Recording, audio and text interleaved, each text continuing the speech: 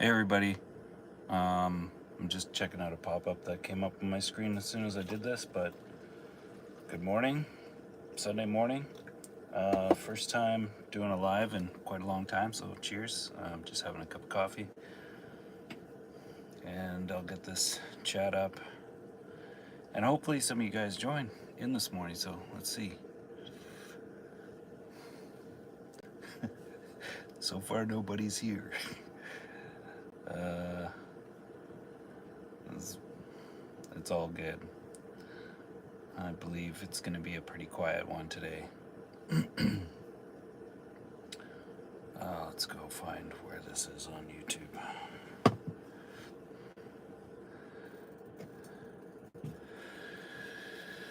Oh, hey guys, how you doing? I'm just trying to pull up the chat here on my computer.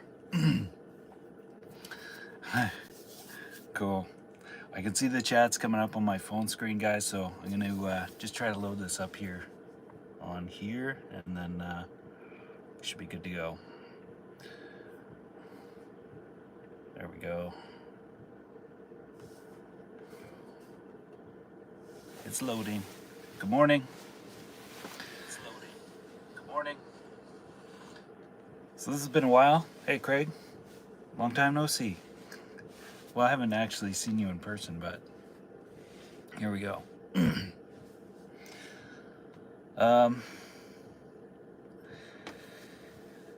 How's everybody doing out there?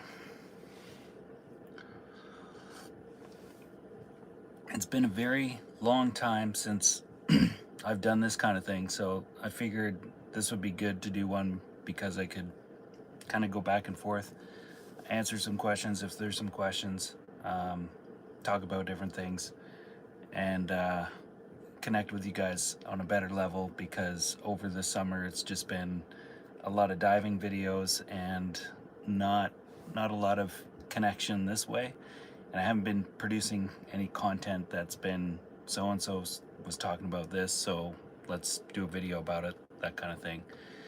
That has been on my mind, but I needed the summer just to kind of have to myself, and I was sharing the diving because it was easy, it was something that I was exciting about, and it made me feel good in those experiences, getting out and doing that sort of thing. So that's why I haven't been doing a lot of the regular day-to-day van life as I have been doing, and I've also been thinking about, is that something that I want to continue on in the format that I was also sharing, the day-to-day van life, and that's kind of how I got this channel sort of kick-started. But yeah, anyway, there's been a lot of thoughts about that kind of thing in the background, and trying to figure out how to make content that's going to be more valuable and useful. That's also something that's been in the back of my mind too. So that's I'll also explain too, that's why when I came back from Bali, I was kind of trying to figure out what I was doing with the channel, and when I came back, it was my inbox was filling up with all these brand deals and sponsorship opportunities, and even today there's still quite a few of them, and I think part of that has to do is just because of the time of year that it is. So a lot of these companies are looking for more advertisement, product presentations, and all that stuff. So I started off with EcoFlow, as some of you guys know, and those videos actually performed very well on my channel, and they did far better than the other things. And I thought, okay, well, I'm pretty good at this kind of content, maybe I can do more of this kind of thing and share some product options and stuff for people out there that are doing that sort of stuff. So I went with it for a while, but it was a lot of work, and to do those videos in the way that I was doing them, some of them were like, on average, I would say each one was 100 hours to somewhere between 100 and 200 hours to put some of those together. And that was, the research, the getting whatever it was I needed for the videos, the filming segments of them, the scripting involved, the research, and then putting it all together in a final presentation with the edit. It was quite a challenge, but I learned a lot, and it turned out that after a while, those videos weren't working so well. Can you guys hear me okay?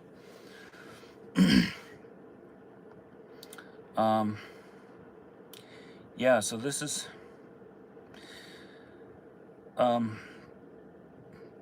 not sure if you guys can hear me. Give me some feedback. Let's see who's in here.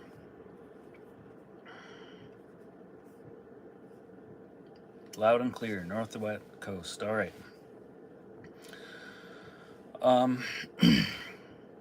Cool.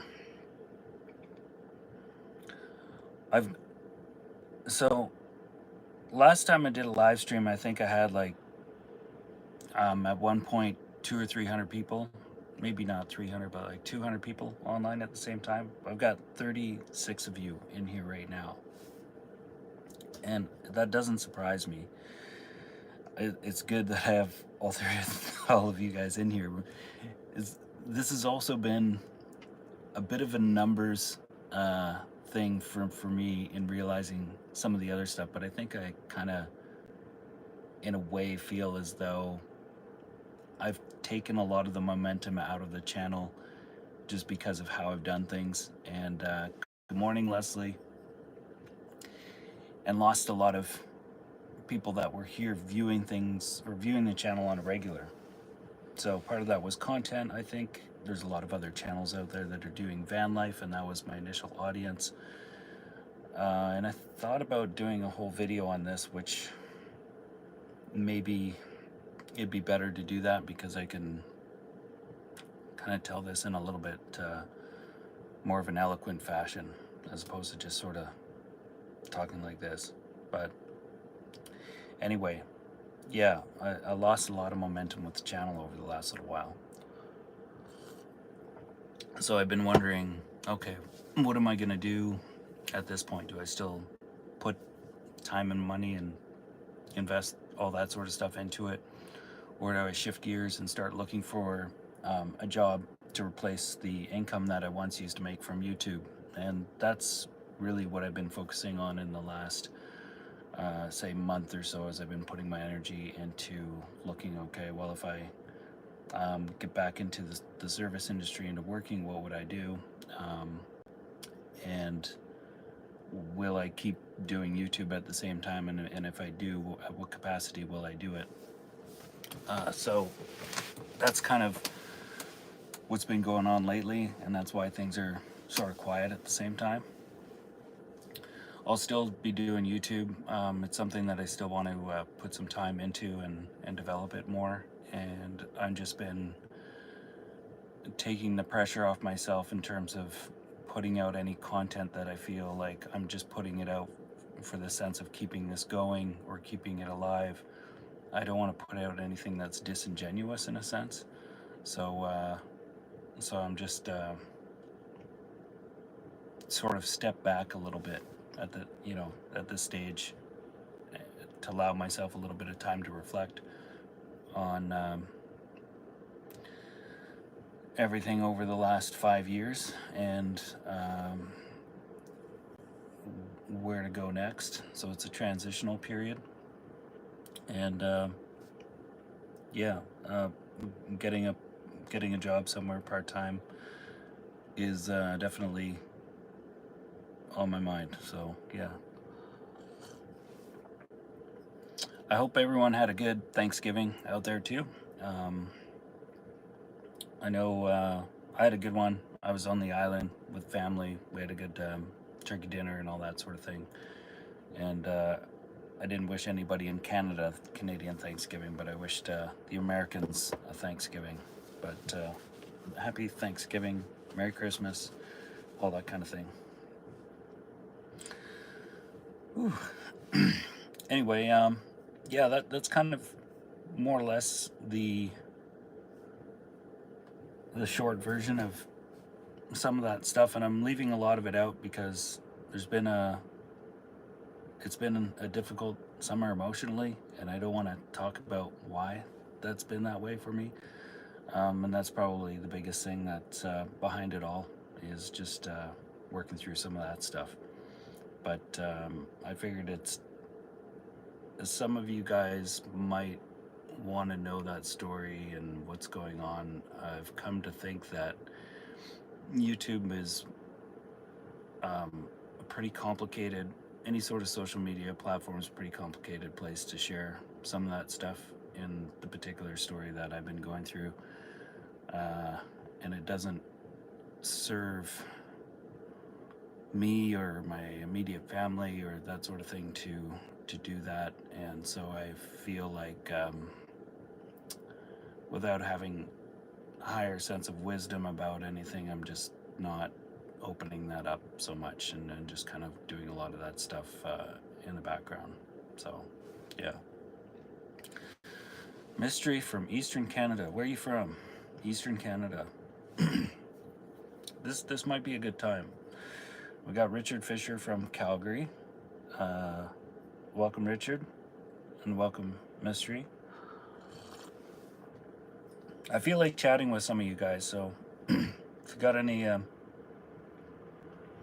things, we'll why did the Scarecrow get so many awards? I don't know. Why did the Scarecrow get so many awards? That was Ollie Melbourne saying that.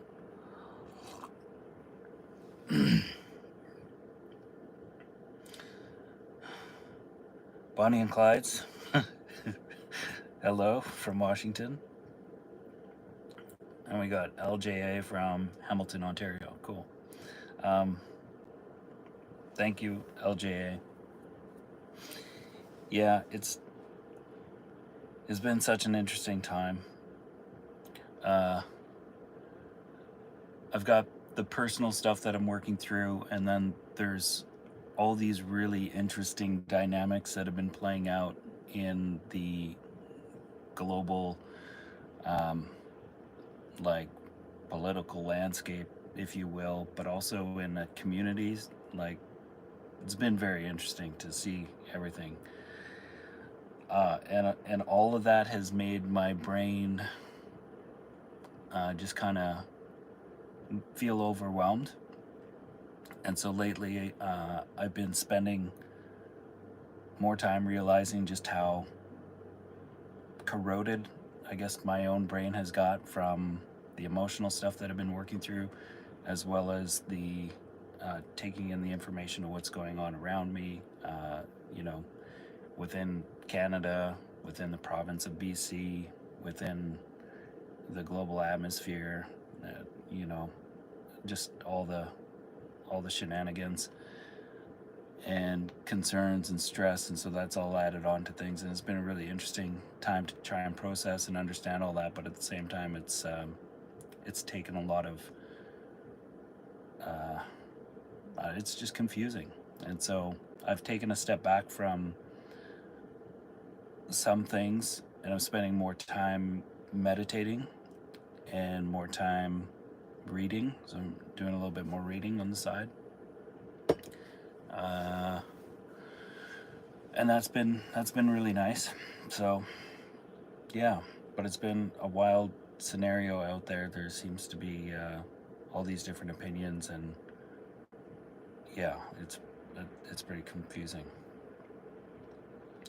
Kim, hey, good to see you in here. That's cool. Craig's from, let's see, let's go back here. Let's find out what that joke was. So, why did the Scarecrow get so many awards? And it was because he was outstanding in his field. Perfect. It's a good one. Thank you, Ollie. I like that one. Ollie said that joke there, so that's pretty cool. Wilds and Adventures, good to see you in here too. Yeah, I'm trying to do what's best for me, of course, all the time. And I don't know if I'm always choosing the right thing, to be honest.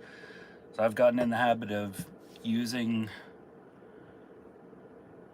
rationality as a way to decide things and thinking things through. And as you know, you've been watching the channel for a while, so you kind of know that I overthink, and I'm a perfectionist, and I like to OCD things, that sort of thing.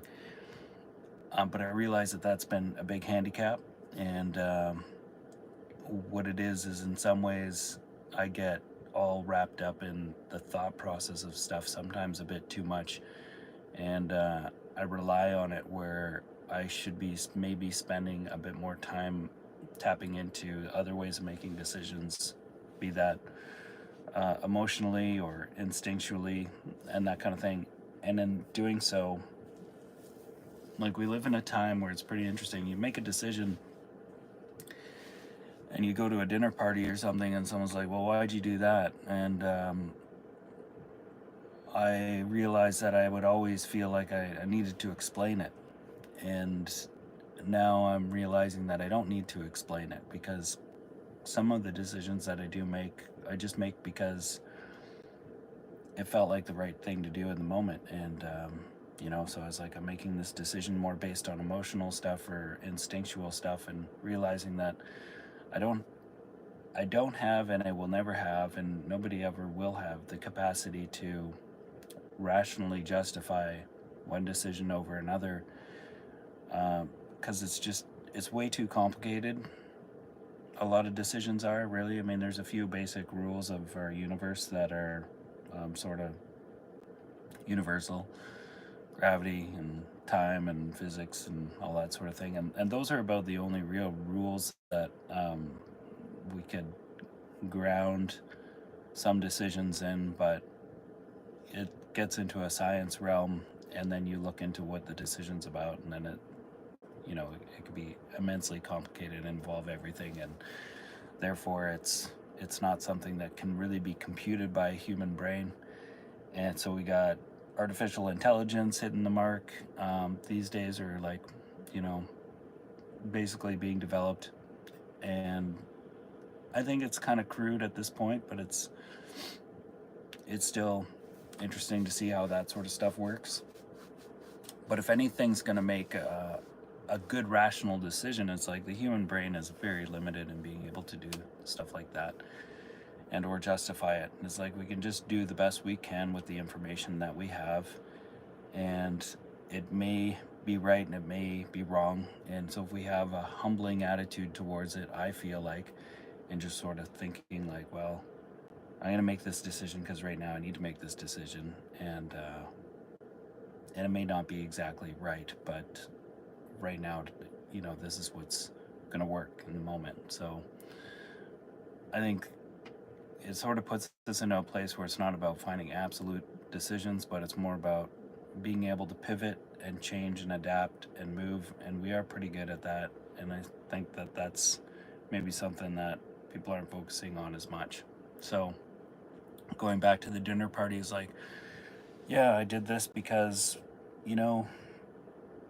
I read this and I got this information and I feel like this, and that's it, And sometimes you just be quiet about it, because you realize that someone that's challenging you on something is doing so because they're looking for an argument as well. So then you're like, well, okay, this isn't really about the decision. So anyway, oh, let's see. There's more of you in here now. 87. Wow, that's great. It's not so bad. We started this off with a smaller number, but good to see everybody in here. Those of you who just tuned in, welcome to the live stream. It's been a long time since I done one of these, and yeah, and here I am. Here we are.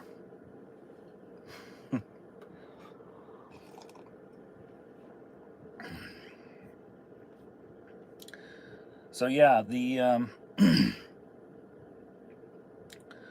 I figured I wanted to see what some of you guys would be interested in seeing on the channel. There's a bit of a conundrum. I started things off sharing my van life adventure. And some of you have been here for that period of time, or like, watched the channel from then, or tuned into some of that stuff, recognize the story behind it.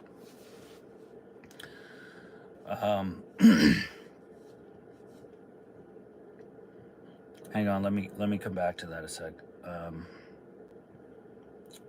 I'm skipping away from what I was just talking about there, just because I'm reading some of this stuff, and we'll come back to that. There's plenty of time to talk about what I was thinking of. So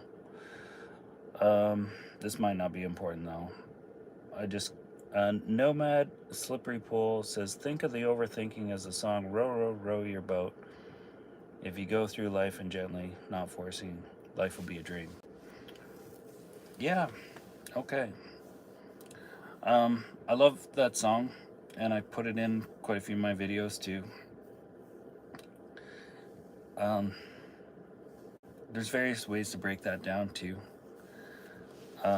So it's like that can work, but at the same time, it depends. Like, let's say you look at that and you think about, okay, if you are like, if you're not aware and you're sort of rowing your boat and life is but a dream, there's kind of a piece to it, in the sense that maybe there's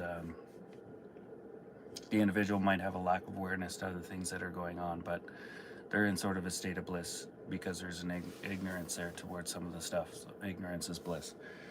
But then if you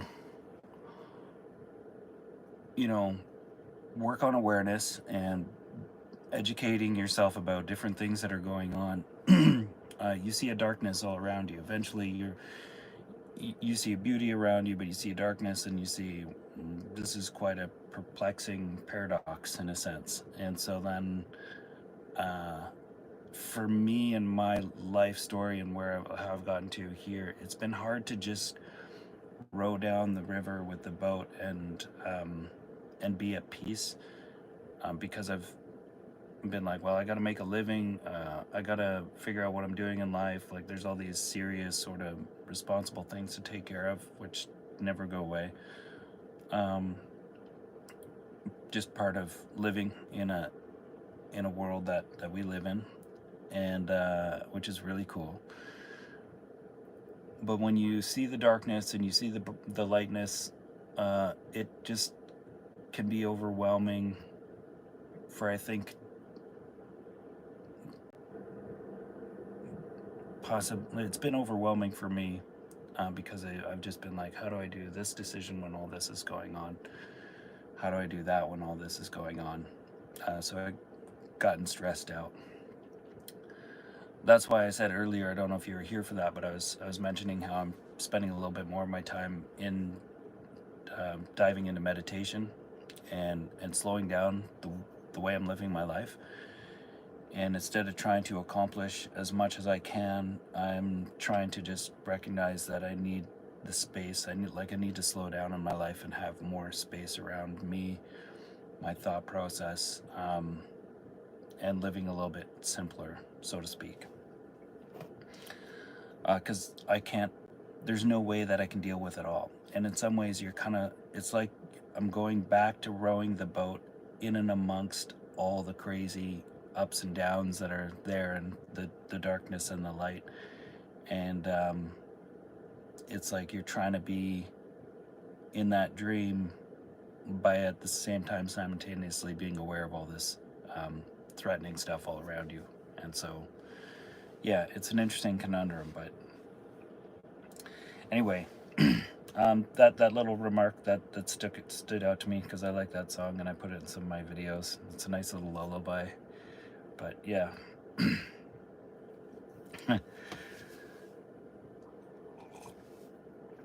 Anyway, so yeah, earlier I was talking about how I started this story off. I know some of you guys are tuning in. You'd be tuning into a live stream and then bouncing out, because that's just how these things are.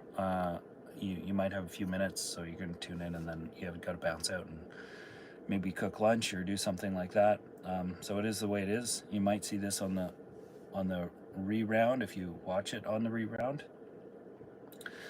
But at the same time, I find, that being said, when I chat like this, you're getting the uncensored version of me in this particular moment in time, and all the filler words and the spaces in between me speaking, which is interesting because I've been really critiquing that in myself as I've been making videos, and basically just trying to shorten all that up so that the gist of what is being presented in the video can be done in a shorter time frame.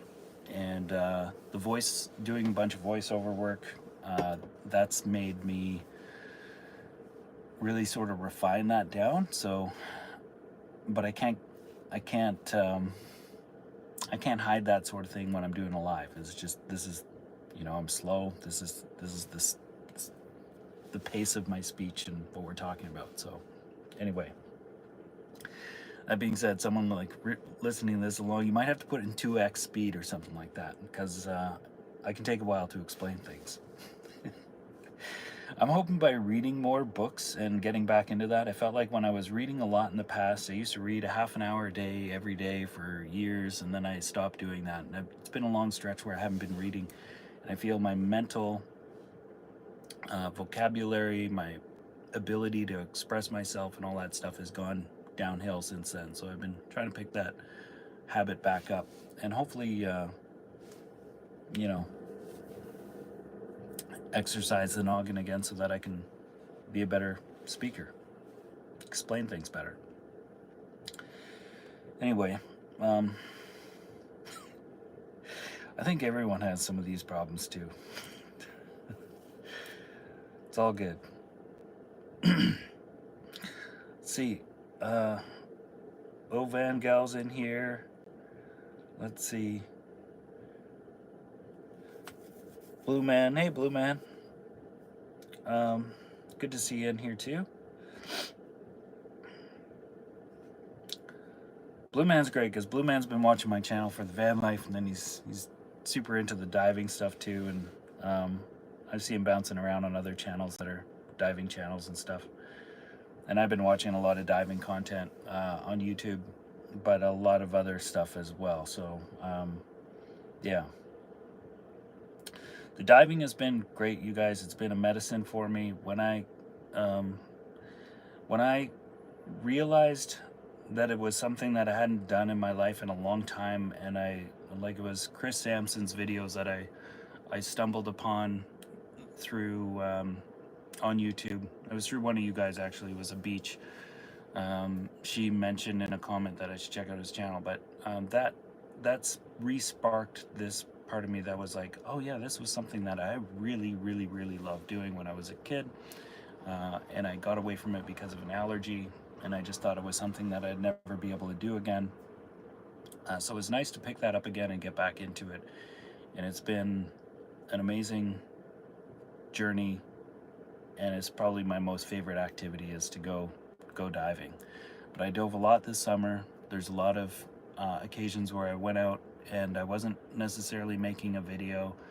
I filmed like the underwater portion, but I wasn't filming anything above, just because of where I was at mentally at the time. Like, there's some pretty difficult times this past summer for me, but I had fun in the water anyway, and did quite a bit of diving. And yeah, I could share some of that stuff too, and it might come out in future videos, but I've also thought maybe I should put a separate channel together that's just specifically for that, and then leave this one as a van life kind of channel. But I've done so many different things on this channel that it's sort of already spread apart. So I don't know, I've gone back and forth on this whole thing for quite some time. But yeah, I don't know, I got to think about all that some more. But yeah, anyway.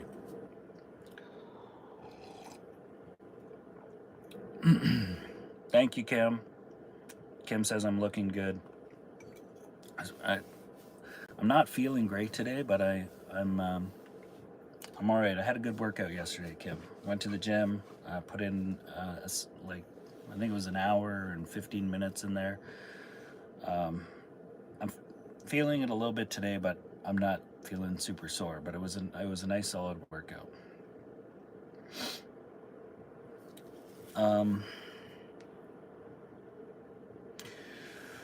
Leslie Hughes, Joseph, your camera in your tiny home right now, the best kind of therapy. Thanks, man. I'll share the outside view a little bit with you. It's pretty foggy out there this morning. This might actually be a really good day for a hike, which is another thing that I'm trying to do a little bit more. Just get out and hike around. And I haven't been filming that kind of thing either. Just been going out hiking on my own. But yeah, it's been super nice just to go out and hike around the woods and up and down hills. It's pretty nice. And right now I'm in Squamish, so there's a lot of good hiking around this area.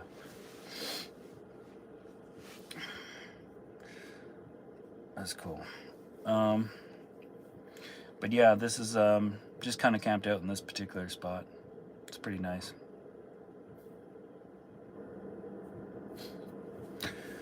Charisse Love, false ignorance isn't bliss.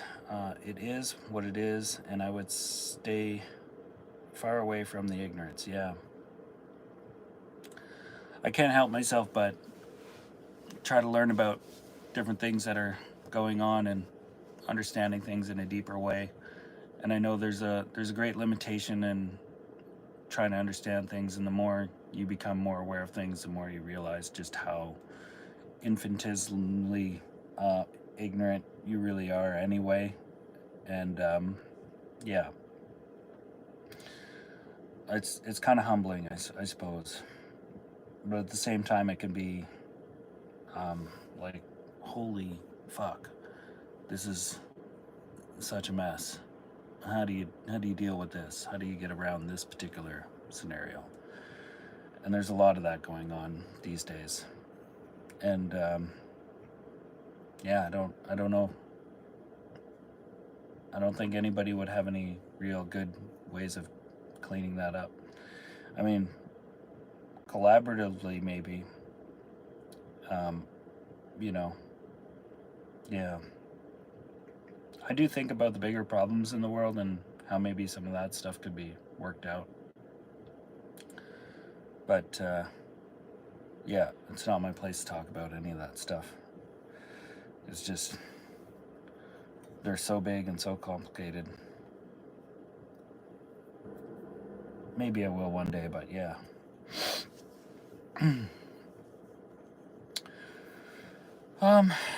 Anyway, we're all getting by, I think. Hopefully.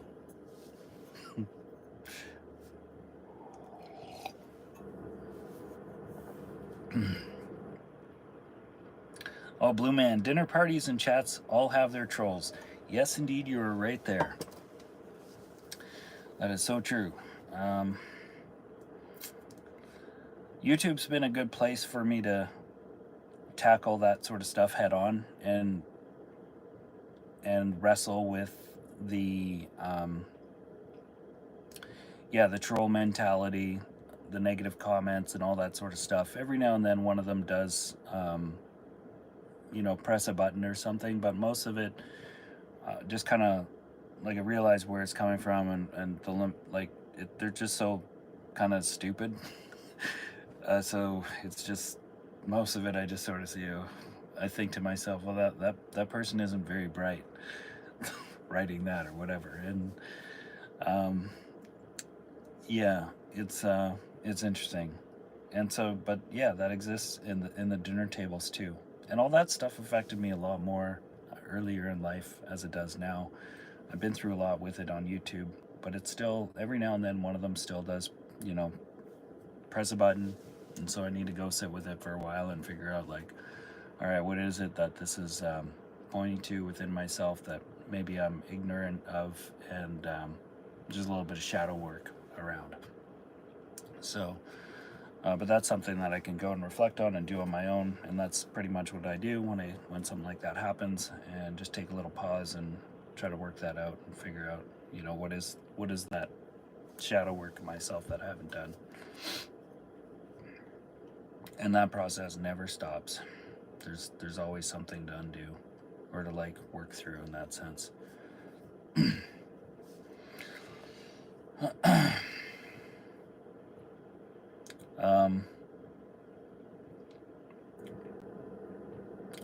Yeah, Miss Apples, gotta go. All right, we'll see you later. Thanks for that. You're just saying thanks for sharing. Have a great community here, mate.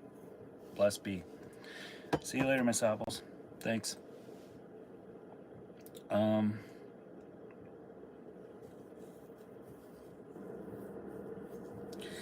Yeah, Leslie's saying so much crazy going on in the world right now. Best just keep away from the news channels right now for some of us. It's yeah, that's really interesting. I mean, talking about where one digests their media from in order to basically take a picture of what's going on in the world. And so I've been spreading mine out as much as possible. And there's different kinds of media nowadays with social media, and also, which is, as you know, it can be a bathroom wall of society in a sense too, so you kind of have to filter through all that stuff. There's also the legacy media, but the whole, it's very complicated to sift through that entire realm of atmosphere. But I've been trying to get to look everywhere and sort of formulate my understandings of certain things based on like, it's kind of like I'm trying to take a broad look at it all, like on a particular subject, like looking through different channels, listening to different people talking about one particular thing where I might not necessarily agree with where they're coming from or something, but just hearing that out anyway. It takes a lot of time. I've spent a lot of time recently just kind of filtering through a lot of this stuff from different places, because it's been really interesting to pay attention to everything. And so then I formulate my understanding of things, which feels like, in my own experience, it feels like, okay, that feels pretty holistic, and I would say just a holistic understanding. Whether or not it's accurate, it's really difficult to sort of say, because there might be a piece of information missing, there might be something that's misguided. But if you consume quite a bit on one particular subject, you can get a better holistic understanding of it. It just takes a lot of time to do that, and then of course you've got that understanding of it, and then you hear other people talking about that particular thing, and you can hear their points of views and where they're coming from, and understand perhaps why they've got the opinions that they have. And these days it's been really interesting, because you've got these extremes that are happening. You got the reds and the blues, and the lefts and the rights, and all that kind of thing, and full conviction on either side of that. And then where I think the tragedy lies is when you are so, like, if you've got an opinion but you're not willing to hear or expand, if you're not open enough for other information and you're just set on it, you kind of close yourself off from, I suppose, understanding it more in a holistic way. So I think that's really important practice, is a holistic understanding of things, especially now. And it isn't easy, and a lot of us are so busy with our day-to-day stuff that we don't have the time to really go and gather all that stuff and really sift through it all. And that's one of the conundrums too, is because it's like, well, how does anybody really formulate a really well educated, holistic uh, opinion or something about something so that they can make a good decision? It's like it's getting more and more difficult and complicated to do that sort of thing because of the complexities of our technological evolution of where we're at this time in history. And so yeah, I mean, it's we kind of need to put all our heads together and really figure how to work this out in a way. And maybe that solution is coming with AI. Maybe not. Maybe it's just getting more complicated, and it's probably going to be both. But yeah, it's an interesting thing. But yeah, at the end of the day, you're busy working. You have to make a decision. You don't have all the information, but you know you got to get milk and you know, bananas and yogurt for the kids or something. And so you got to do what you got to do sometimes. And yeah, I think we're shooting ourselves in our foot over and over again in a lot of different places all at once, and we're not that smart of a species. I think we're very, like, we on an individual level, people are very, very, very smart, but on a collective level, it just kind of, it just comes down to, I don't know, it gets shallower in that sense. And so, and then it's also the circle of influence that is around an individual that, you know, will affect what they know. Like, there's so much in my own life that I realize I'm ignorant to, and going, okay, I'm failing really bad at this in this side of my life, and I'm succeeding really well here. And it's just what it is. We're all different. We all have strengths and weaknesses. So, yeah, such a complicated thing. But yeah, anyway.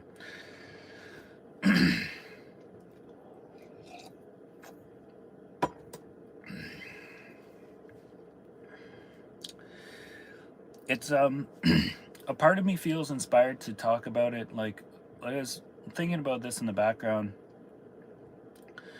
because guys, I mean, I started this channel. This is going back to what I was talking about before I went off on the row your boat comment. But when I started off my van life, guys, I was going through, some of you know, it was just this impossible situation, and I got into van life because it felt like this would be the best solution for me at the particular time. And it was such a challenging thing for me to work through that. And then the pandemic started, and I thought, like, when I was looking at it, I was just like, this is so stupid. I was really upset with a lot of things that were going on, with how things were being handled about it. And I was really mad because I knew that I lost my work. It was going to mean that I was going to be in the van for longer, and I wasn't going to be able to work towards what I needed to as quickly. And it really sort of set me back some more. And then I was like, well, I guess I'm going to be in this Dodge Grand Caravan for a while. And I didn't think I was going to be in this van for that long. I thought I would be in this van until like maybe at the very most a year. And then I would be probably into a bigger vehicle or in a different situation. So van life, like this, you know, I was inspired by Chrome, Van City Van Life, to do YouTube because making videos was something that I was interested in doing before, like before I met him, it was something that I was doing before I was even aware of doing this kind of thing. But it was, you know, so I was like, okay, well, I'll learn how to film, and I can film all this van build stuff and share that, and then start sort of copycatting a little bit like what he was doing with the vlog. And that's how things got going with this channel. And you know, that's all very well and good and stuff. And then here we are. We've got you guys here, this audience that we've come around basically through you know, we all watch YouTube, so and we find people that we like, and we hang out with them in this way and watch their stuff. And there's a lot of other people that I watch, and relationships form, and that sort of stuff happens. But in the background, I'm thinking, like, I'm not I don't identify with van life the same way that I see other people identifying with van life. And I think some people misunderstood me with my own orientation towards it. And yeah, I built a really cool van, and I enjoyed the process of building the van. I built a couple others, like I built Nick's van on the island. I've helped out with a few others, and I really enjoyed that process. I even thought, like, okay, this is something that I could do as well, and it would be a pretty fun thing to do, building vans. But there's also other things that I could put my energy towards, and it was just like, this sort of just came together. But the skills that I have in it are really good, so I could do that. But let's get back to this. So I'm doing van life, building a van life audience, but really I'm mostly interested in wild foods, the land, holistic living, healthy lifestyle. And I've been not very good leader, like for my own self, in terms of a healthy lifestyle. I've been doing pretty good, but emotionally I was dealing with a lot of difficult things in my life all at the same time that was making it difficult for me to pursue all that stuff.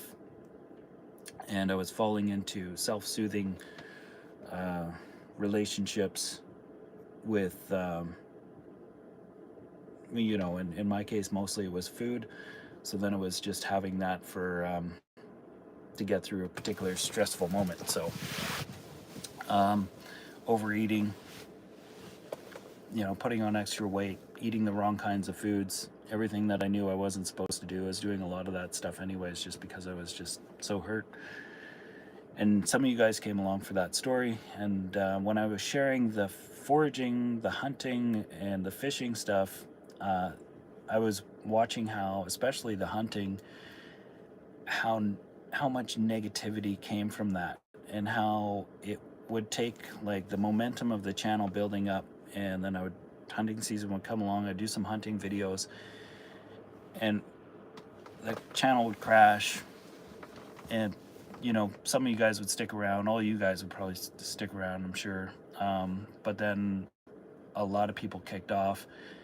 And so then the channel was kind of like, okay, now we gotta like rebuild things, and from a business perspective. And at this point I was earning a living from the channel, so it was hard when that happened, because my income went down, and it became really difficult to get through those stages.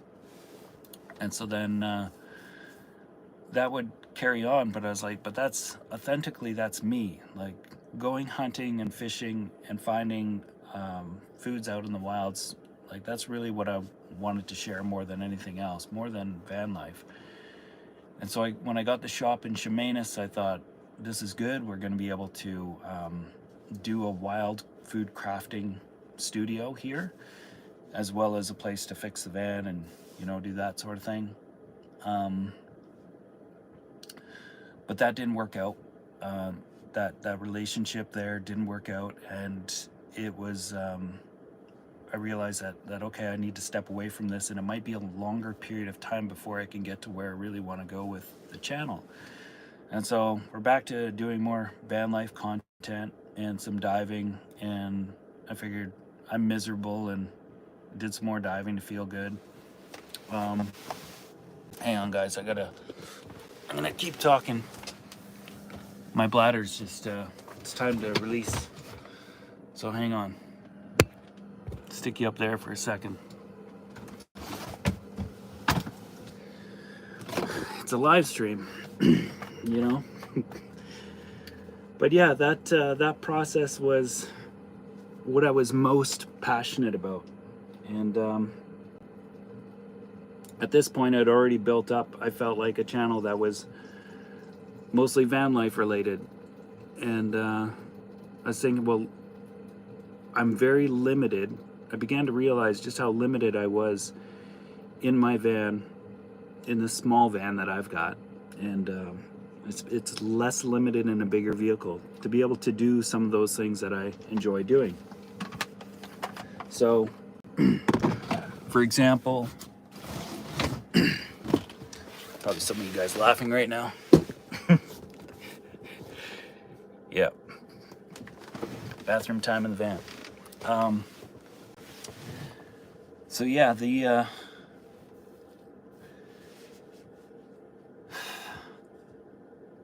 I'm super limited in what I can do. So when I lived in West Vancouver here, I was living with a couple really good friends of mine. Is before, like, it was a long time ago. But I had this beautiful space there. I had a garden, and I spent an entire summer. I spent like 2 summers learning about wild foods and edibles, particularly like plants and that sort of thing. And because it was accessible to me, and I really wanted to learn about what I could eat and consume, and what was medicine and what was food. And I worked my way up to having one whole summer where all I ate was wild foods that I foraged for, and wild foods that I grew in this little garden that I had. There was some more domesticated vegetables in there, like there was some beets and fava beans that I had. There was some carrots, but there was a lot of wild foods that I was foraging for that I recultivated in the garden, and it was kind of this really interesting sort of down-to-earth scenario. But I spent the whole summer doing that, and I felt the best I'd ever felt in my entire life, and I knew that this was something that I wanted to do more of. And then life did take a spin. I ended up moving away from that place. Got into, came up to Squamish. That's when I was in my relationship. And I was getting back into hunting at that point. And when I did all the plant stuff, I realized the one thing that was missing was a quality fat, and a rich protein. And I was like, okay, well, I know how to fish. I could do that. And then, but I was also thinking, well, I could also get back into hunting and do that. So I got into that, and that's what I did. And I learned as much as I could about hunting that I possibly could. And now, being out on the island, and that's kind of sort of like where I started the channel off partway into my hunting, maybe a couple, 2-3 years into hunting again. And so that's when I was sharing some of that stuff. And since I've been out on the island, it's been all the fishing and that sort of thing. I started off with the rod and reel. I think I got one right here. And then it got into spear fishing. And so I feel like, well, I kind of did what I came here to do, and that's learn how to forage from the land, the wild plants that grow here in the West Coast, to learn how to fish and hunt in the area. The thing is I'm so limited in what I can actually do as far as food prep goes in this space in the van. And I miss having a bigger space and being able to do that. Ideally, I wouldn't be living in a van full time. I'd be living in a house, and I could do all those things in a much better capacity. And I know most people live in homes, and I feel like I could teach that stuff to other people more effectively by being able to share it in a capacity where I can show the full process, and I get something and go dry it, prepare it, do all that stuff in the house, use the different bits of equipment that are necessary in order to do all that sort of stuff. But there's so much that I can't do because of this, and I don't have that shop space anymore, and I haven't been pursuing another shop space to be able to do that sort of thing. And I don't know if that's the direction that I should go in anyway, but I've come to, over the years, appreciate, I'm still living in this van full time. There's a lot of things that I've come to appreciate about van life, and I still don't identify with it. I don't see myself as this is the be all and end all, and it's all I want to talk about. And I'm not inspired to make videos about van life because it's not my true passion. What van life is to me And what it has become is it's a vehicle, it's a tool to get to do some of the things that you're most passionate about. In my case, it's stuff out of nature. But yeah, it's I'm just like, man, I'm limited in a lot of ways. So I can't do exactly what I want to do on the channel right now with the stuff that I have. And I've been thinking about, how do I, well, if I can't do that, how do I create value with what I have in a way, and be able to stick with that. So that's kind of the conundrum that I'm going through right now, and that might mean taking the channel in a slightly different direction. I'm not going to make this channel about diving nonstop, and the last 3-4 videos have just been mostly diving videos, and I contemplate just doing a diving channel specifically, and or leaving that as part of an element within this one, or maybe I break this whole thing apart and think about it. How can I make a channel that's more related to you guys and it's not mine? So how do I include the audience in the channel and make it more of a collective thing? And so I've been thinking about that in a sense, like building something together with you guys, as opposed to this is just me and it's a one-way show kind of thing. But these are all ideas, and right now I've got to make money because YouTube's not paying the bills anymore. It hasn't been paying the bills for quite some time, actually. So, and that's fine. And so I thought, well, I could get into van building again. Maybe I could, you know, build out another van like Nick's van, make some money again like that, and also make some content and teach that side of things. Because what I would do is probably, I would think if I was doing that sort of thing, I'd like to do a DIY series and teach some of the do-it-yourself things that I would teach for someone that's going out there to build a van, and what I would you know, focus on in terms of things to think about and that sort of thing. And there's so many channels out there that are doing that sort of thing right now that I'm not sure that well, I mean, yeah, I would still have something to offer there, but yeah, I could do that in the process of building out another van, let's say, to make some money on the side. So that's an idea. I also thought about getting back involved with the yoga scene that I was involved with in Vancouver, and maybe working with those guys again pre-pandemic. That was a good job. Lovely community to be with. I've been looking at working with the Coast Guard. They're not hiring right now, but that was a pretty attractive direction, and it might still be something that I pursue. There was this really cool program with them to do shift work, where you go out on a ship. I got a brochure of theirs here.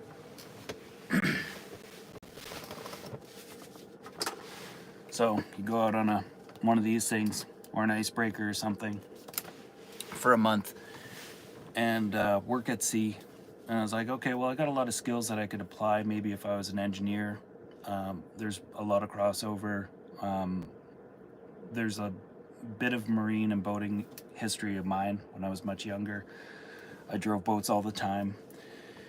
And I was like, that would be a pretty cool job, month on, month off. And on the month off, I could do whatever I want, whether it's van life and YouTube and making videos, or on that month off, I could go to Bali and see my daughter. So I think that one checks a lot of boxes for me. The only thing is that they're not hiring, and it's a big process to get in there. There's a bunch of courses that I need to take up front that cost quite a bit of money to do that. And maybe that's something that I end up doing anyway, because the skill set that I could learn in that would be transferable to anything globally. I remember when I came back from Bali, I was looking at all the plastic that was in the ocean. That was deeply troubling. And there were some boats in the Victoria Harbor with the ocean cleanup, big ships, and those ships were, I think, part of a small fleet of ships that essentially what they do is, I think they operate, I want to say Denmark, I'm not sure. They were just here for a period of time, but I think they operate out of Europe somewhere, but they go out and clean up the garbage patches in the ocean. At least they're employing more and more technology to do that. And I thought maybe that's something I could do as well, as to get involved into that kind of thing. But yeah, so there's an interest there. I could also get back into aviation. Turns out that de Havilland, which is a company out of Canada, I haven't put an application in with them yet, but they are manufacturing a bunch of water bombers right now. And they built Dash 8s, and Dash 7s, and those are the planes that I used to work on. And I thought, well, I could probably go and work with those guys, but that's going to be like a full-time, maybe even night shift kind of work, because they're building 22 of these water bombers, and then they're going to be shipping those out to a bunch of different countries that are buying them. So, but if I do that, like if I get back into the aviation industry, there's nothing there to share. There's no continuation of doing YouTube in the capacity that I've been doing it. Well, I mean, I haven't been putting out a lot of content anyway, so it'd be still pretty easy to get out a video a month kind of thing, but depending on what it is. But that would be an interesting direction too, and maybe I could pull some stuff out of there. This is the thought. Like, let's say down the road, or let's say like a while ago I was exploring the idea of starting up a van build company with my cousin in the interior,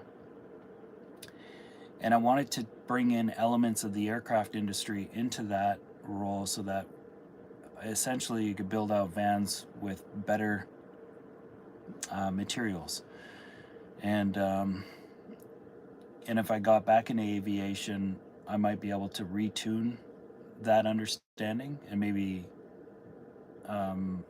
get some insights into newer technologies and all that sort of stuff, and then take that back into the van building industry and reapply it there.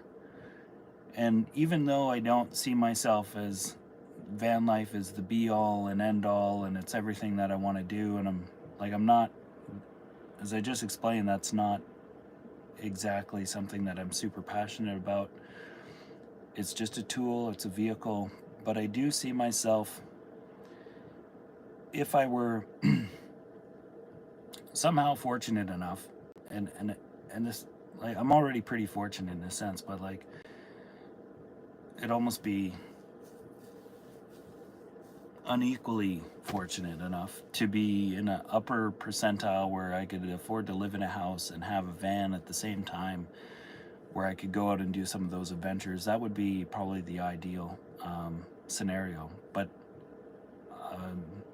I don't think a lot of people have the ability to do that either. So, but that would be pretty cool. But anyway, yeah, that's having a van to get out and do your adventures with would be pretty awesome. And that's how I see these things being the best things that they are. You can live in them full time. There's definitely some disadvantages to it, and I could probably do a whole video on that and just sort of talk about my reflections of what it's like to live in a van for, I mean, it's going to be coming up on 6 years soon, which is quite a while. It's just over 5.5 years in this vehicle itself.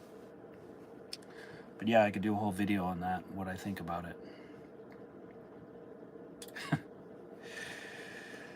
Ramblin' Rocketeer, thank you, man.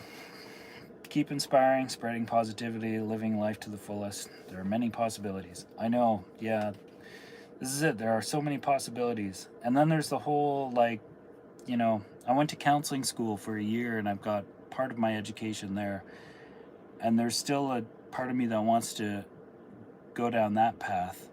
Lately, I haven't been thinking about it as much as I have in the past, but that's that's a possible direction too. The nice thing about that is that, let's say I got into counseling and psychology and helping people out, like it'd be an awesome career choice right now, because a lot of people I think are needing that sort of thing more, and I could be of maybe a better service to people if I did that. Then I could kind of still integrate that with maybe the direction of the channel with holistic living and that sort of thing, and build up a successful like a business, but also have a successful impact by doing that kind of thing. So that's another direction. I feel like meditation's so important though right now, because I'm just like, I got all these ideas and I can't possibly do them all. Or maybe I'm just telling myself that, but like I just find when I try to take on too much, I just burn out so much. So yeah, anyway.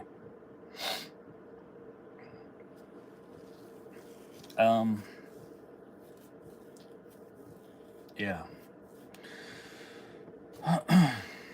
I'm finally warmed up a little bit, I think, with the live stream.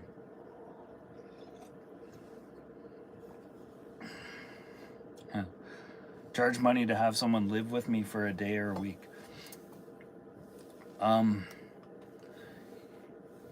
Yeah, I don't know. Somehow that doesn't feel like that would be fair. Like I'd rather just be like, just come live with me for a week. Like not in my vehicle, but like, you know, let's say someone paired up for a while. That might be interesting. Yeah. There's quite a bit that I could do though.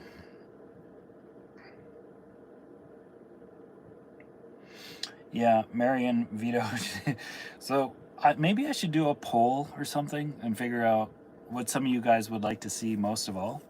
And I wonder, I'm pretty sure there's a way I could do that on YouTube and sort of see what you guys would like to see most. I'm pretty sure most of you are going to side with stuff that's related to van life anyway, just because of where this channel's at and all that sort of thing.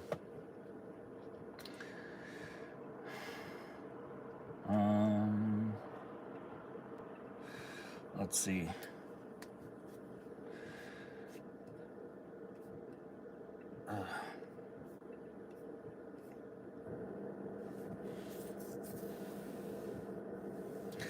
Yeah, re-upload and edit your videos to a shorter time.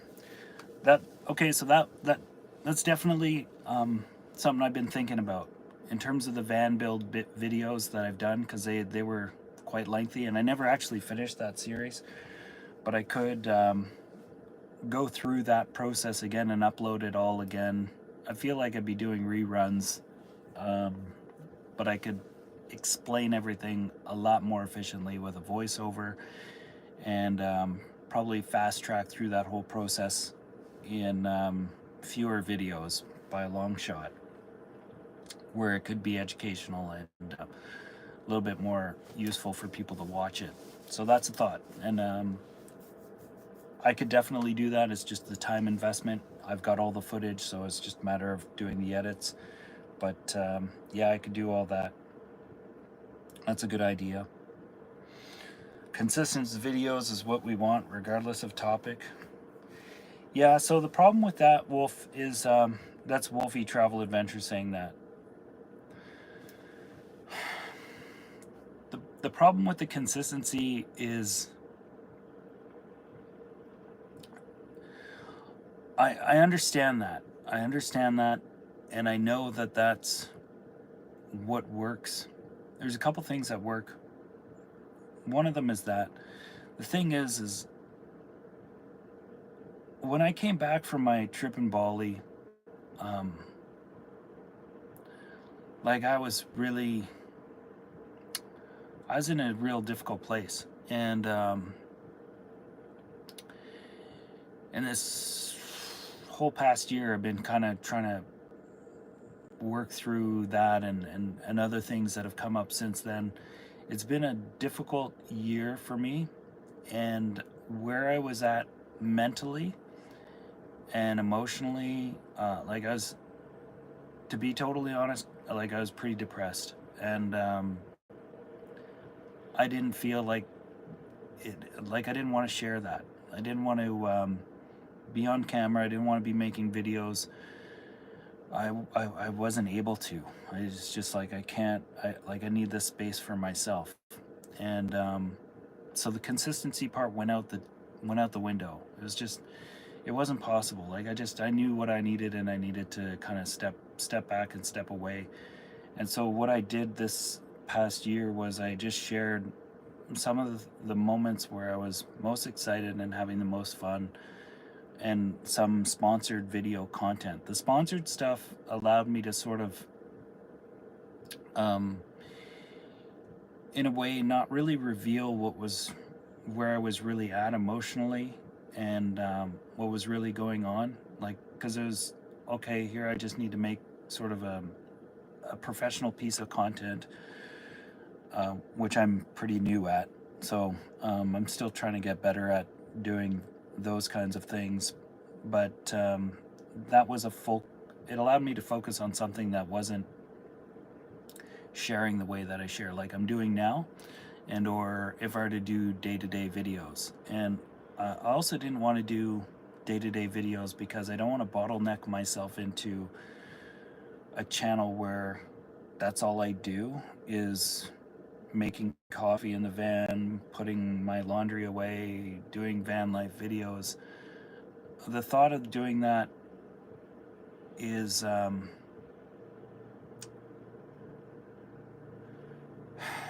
just, it's not inspiring to me. It feels like I'm wasting my time, I'm wasting your time, I'm just, um, it's a waste. It just feels like a waste to me because there's more that I could do.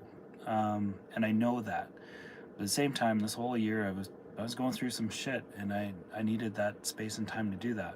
So the sponsored videos allowed me to share some content with you guys that I thought might be helpful. And then other than that, though, I was like, I just want to go for a dive in the ocean with my spear gun, get some fish, hang out with my buddies, and have a good time doing that. And those were the highlights of my summer, was my diving trips. And some of it I filmed and shared, as you saw in some of the videos if you watched those. That was the only real times where I was feeling particularly good in sharing something. And then I spent a lot of time with family and friends. Um, and that was good, but I wasn't going to share any of that stuff. So anyway, consistency, as much as I think about it, I know that that's a good rule on here, but it's not easy to do when all that other stuff was going on for me. Some people, it's no problem. They can pump that stuff out all the time, no matter what. It wasn't me. So yeah.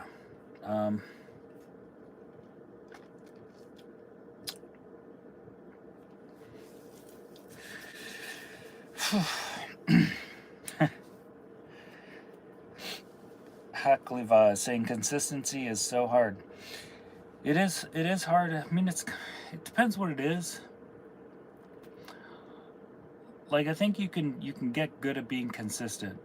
And it's a matter of, like, what can you, if you simplify things down and being like, okay, I'm consistently going to get good at brushing my teeth twice a day. Like, okay, that's not a lot to ask for yourself. It's like, okay, I'm consistently going to make my bed in the morning, and it's like, okay, those are easy. Doing a YouTube video that's consistent every day is a stretch. Like, if you're, I don't know, like, the content would be more freestyle, which some of you guys would really appreciate, maybe. The edits would be really, like, simple. And then it's just, at a point in time, it's just like, why am I sharing this? Like, it's just entertainment. It's a sitcom. And I don't feel good about, well, yeah, just going back to my own thoughts about it. I don't feel good about making a sitcom. And so I don't want to do that. But even if you were, like, the amount of work ethic that goes into it is crazy. Like, you film, you edit, you do all that stuff every day. It's a job. It takes up a good chunk of that daily time. And then you're in it. Then maybe that's where you're like, that's where you're making your money. That's your job now, and that's what you're doing. When you stop, the income stops, all that sort of thing. And that's how it would work on YouTube. So then you're kind of stuck in this cycle. And that was a cycle that I didn't want to see myself in. Because there's more that I could share that would be more valuable. And there's some people out there that are really consistent, let's say on a how-to channel where they're doing educational content, and that would be much easier to get behind something like that. I just don't know what direction I would go. Like, the direction I really wanted to go in is probably the one that I should be shooting for, but I can't do that right now. There might, like, I can't do it in the way that I want to do it, but there might be a way to do it if I really, like, think about it with the tools that I do have, and do that and be a little bit more consistent that way. And maybe that'll be something that I can meditate on in the next, like, while, decide. But my brain's a mess. It's a mess with possibilities. It's a mess with stress. And I don't feel confident in making the best of decisions with some of that stuff. It depends what field it is.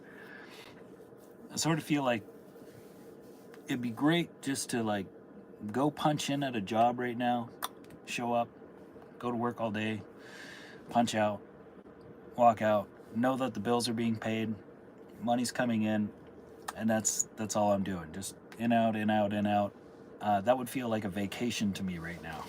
At least that's how I imagine it. So that kind of thing, there's a place for that. And that would feel like a vacation in a way. Ninth element, post once a week, make it amazing, quality over quantity.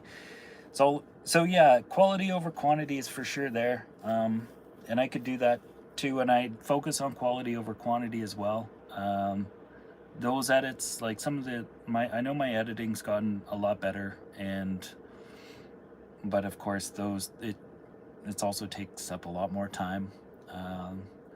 Doing the underwater stuff is extremely labor intensive for me. It's like I'm still on a learning curve with that, because you've got the footage and you're trying to, like, share a story behind it, and it's such a niche thing too. Like, I don't think the underwater stuff, as beautiful as it is, I don't think it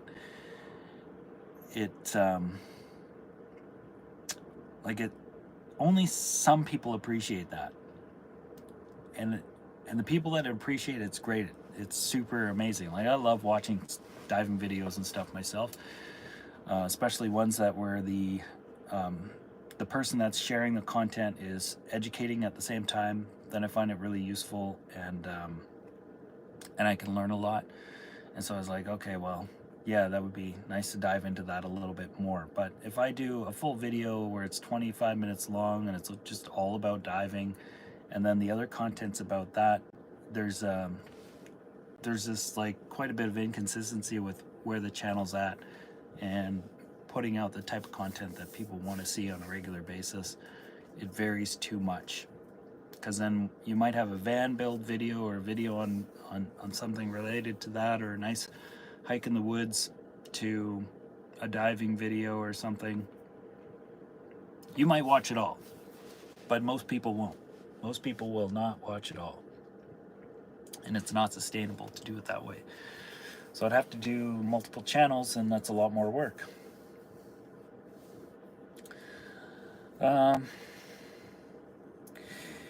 Elsa Pearson saying that you can spread positivity and make a positive impact in this world without being a content creator. To be honest, what I hear is that YouTube content isn't healthy for you and is actually holding you back. Yeah, okay. I agree with you 100% on all of that. And I've been wondering the same thing. Is my channel holding me back personally right now? I gotta pee again.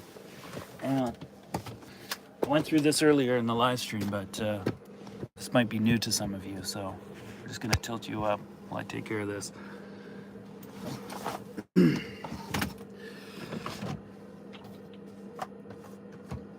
The creating content and doing this sort of thing is a completely new atmosphere for human psyche to go through, and it's been kind of a interesting thing to observe on the side of all this within myself and see,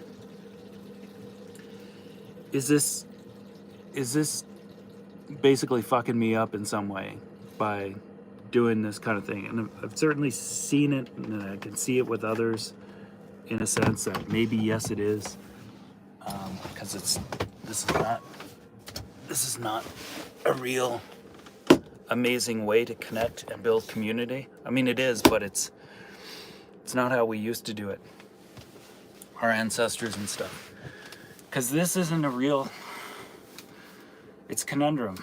But so I'm by myself. I'm totally isolated right now. Spend most of my time by myself when I'm in my van anyway, unless I'm like with family. I've been spending a lot of time with family and friends this year, but this kind of thing is limited, and putting myself out there like this is perhaps unhealthy, and in some ways I would say yeah, it totally is.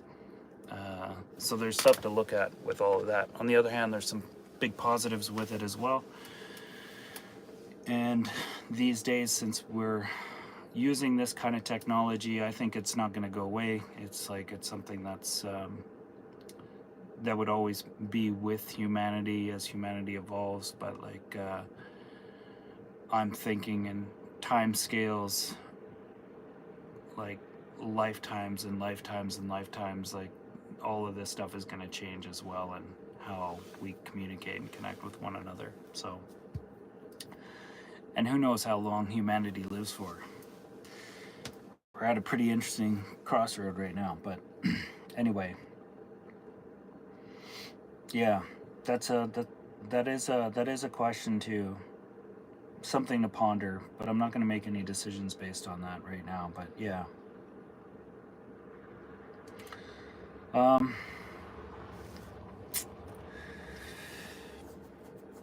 so yeah, DCH. Why not go collect content and make a collection of your videos you release later? So that's an idea that I've got, is to do that as well. And I've got a lot of content right now that I could make videos on.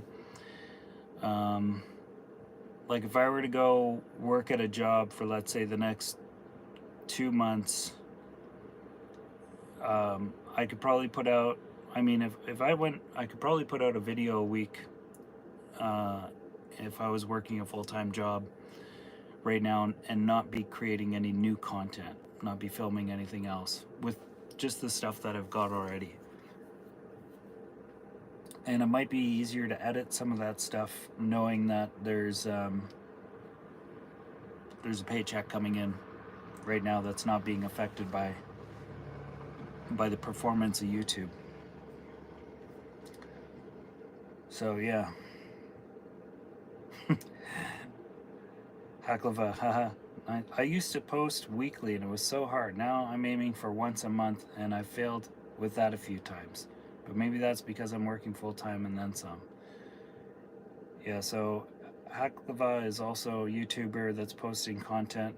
Looks like it takes a lot of time. It takes a lot of time and energy.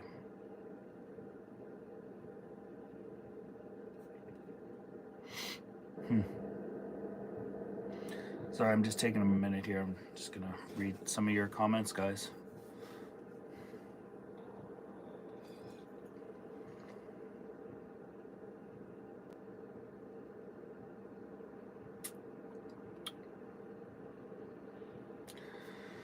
Tanya, you're asking, have I been to the United States and when will I come to the United States? Excellent question. I've been there. I haven't been there with my van, and I do want to go to the United States. I could cross the border tomorrow. I've got everything I need to do to go down there. The only thing that is keeping me from doing that, well, the main thing, well, there's two things. One is finances. I wouldn't be able to, like, it doesn't make sense to do it right now for that reason, but the other reason would be the van itself is, I'm at 335,000 kilometers or so on the engine. What you guys haven't seen is I've been through one thing after the other with the van in the last little while. There's been some complications with it.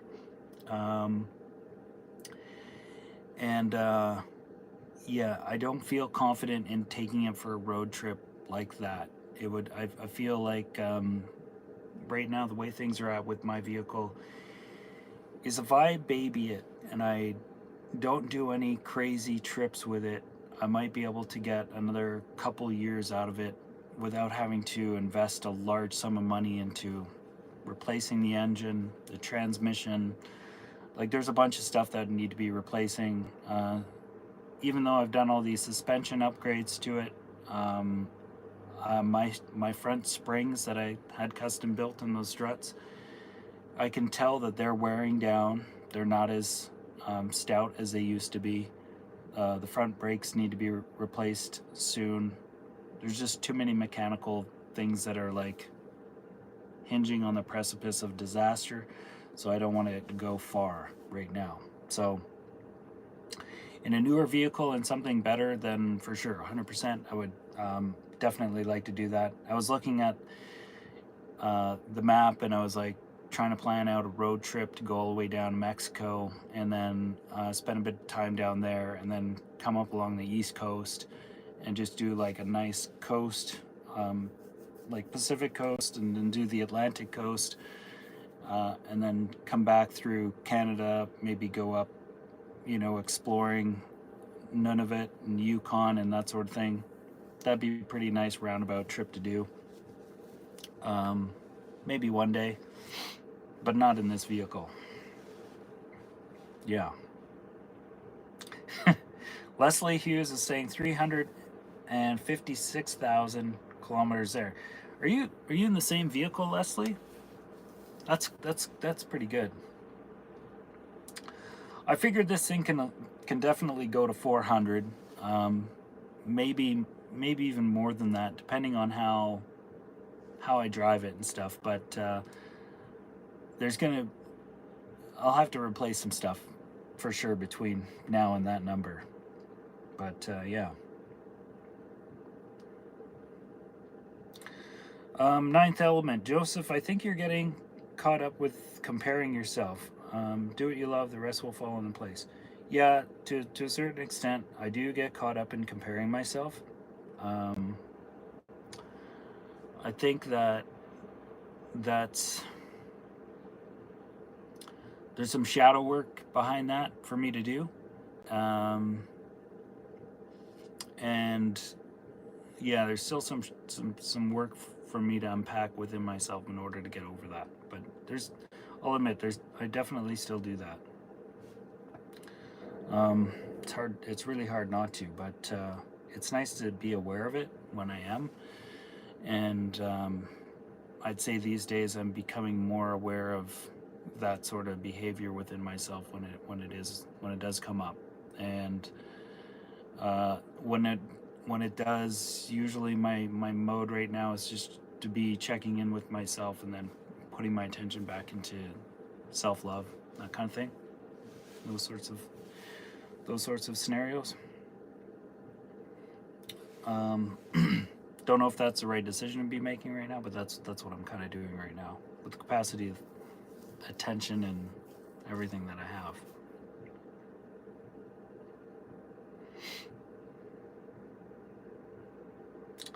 Anyway, yeah.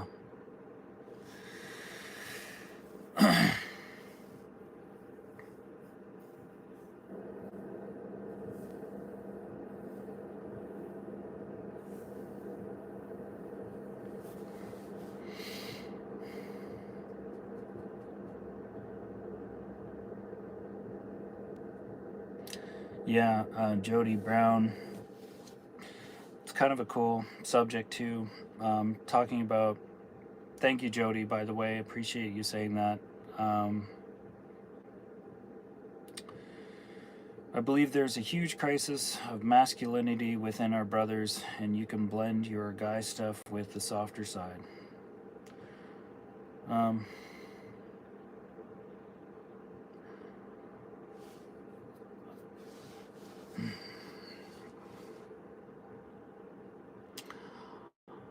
I imagine you're like going somewhere with that, but I'm not sure exactly what. But I do with that.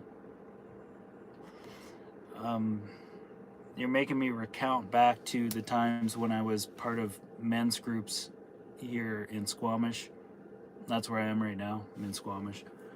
Um, the group that I was with is I don't think it's around anymore. I know all the men that I used to be a part of that are all moved on.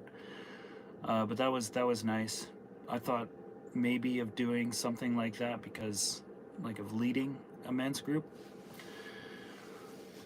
Uh, I kind of feel like maybe I need to be a little bit further along in order to be able to do that kind of thing, though. But on the island, I haven't found a good men's group to be a part of.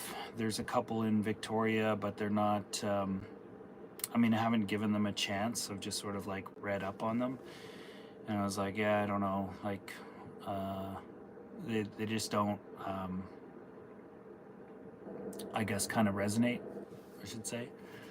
But that whole side of things does still speak to me. But it's not just a crisis of masculinity either. It's like there's a crisis of um, there's crises all over the place, and when you say that, it's a pretty broad stroke as to what that is. Um, so I don't know what it is in there that you might be speaking to, but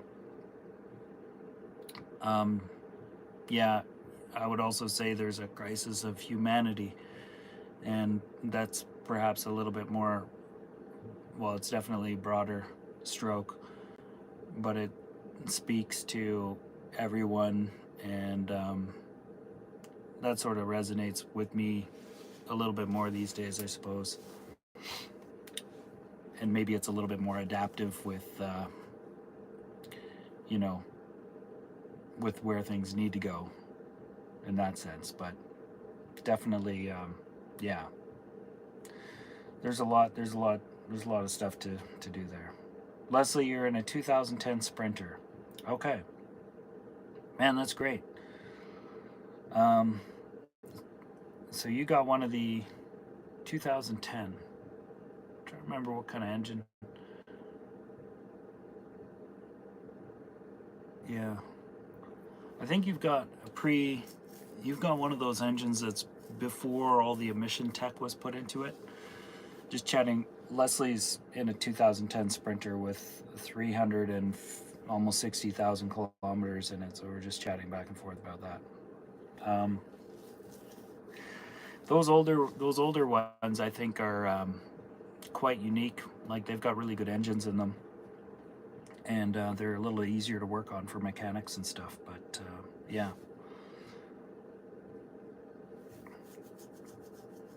the new ones are different. The new ones are. I haven't been up to speed on the newer vans so much.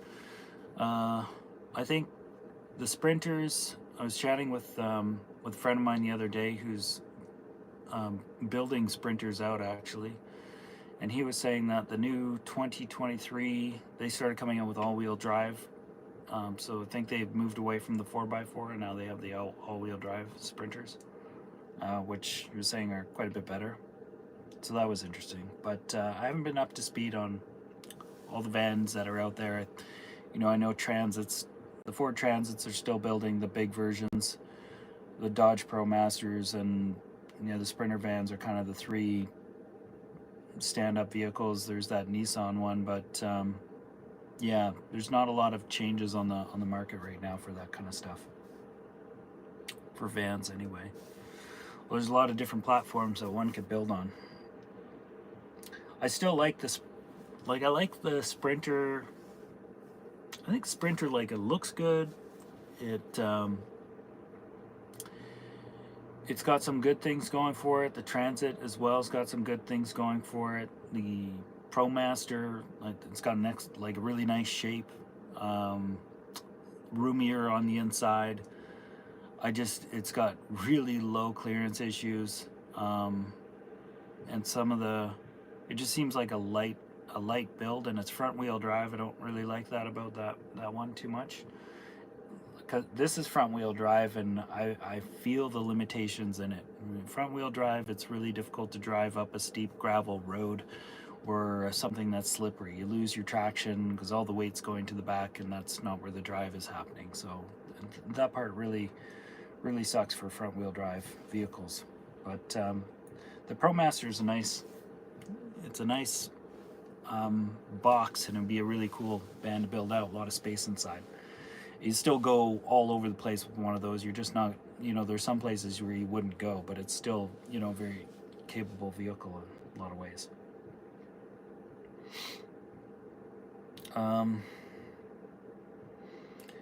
Yeah, and to pledge, do I think I will live this nomadic lifestyle in a vehicle in my older years, or do you plan to adopt a sedentary lifestyle? I'll reframe that and say, would I live in a van? Like, would I be I don't aspire to that. I don't like living full-time in a van the way I'm doing it. I'm almost just doing this out of necessity, and I'd rather live in a house, but I'd still like to have a van to be able to go on trips and adventures and that sort of thing. So, you know, if I lived in a house and had a vehicle, the vehicle would still be a van that's converted so that I could go out and explore and do all that sort of thing. But I feel that if I lived in a house, I'd be able to do a whole lot more, and I think it'd be healthier in a lot of ways. But I also, you know, I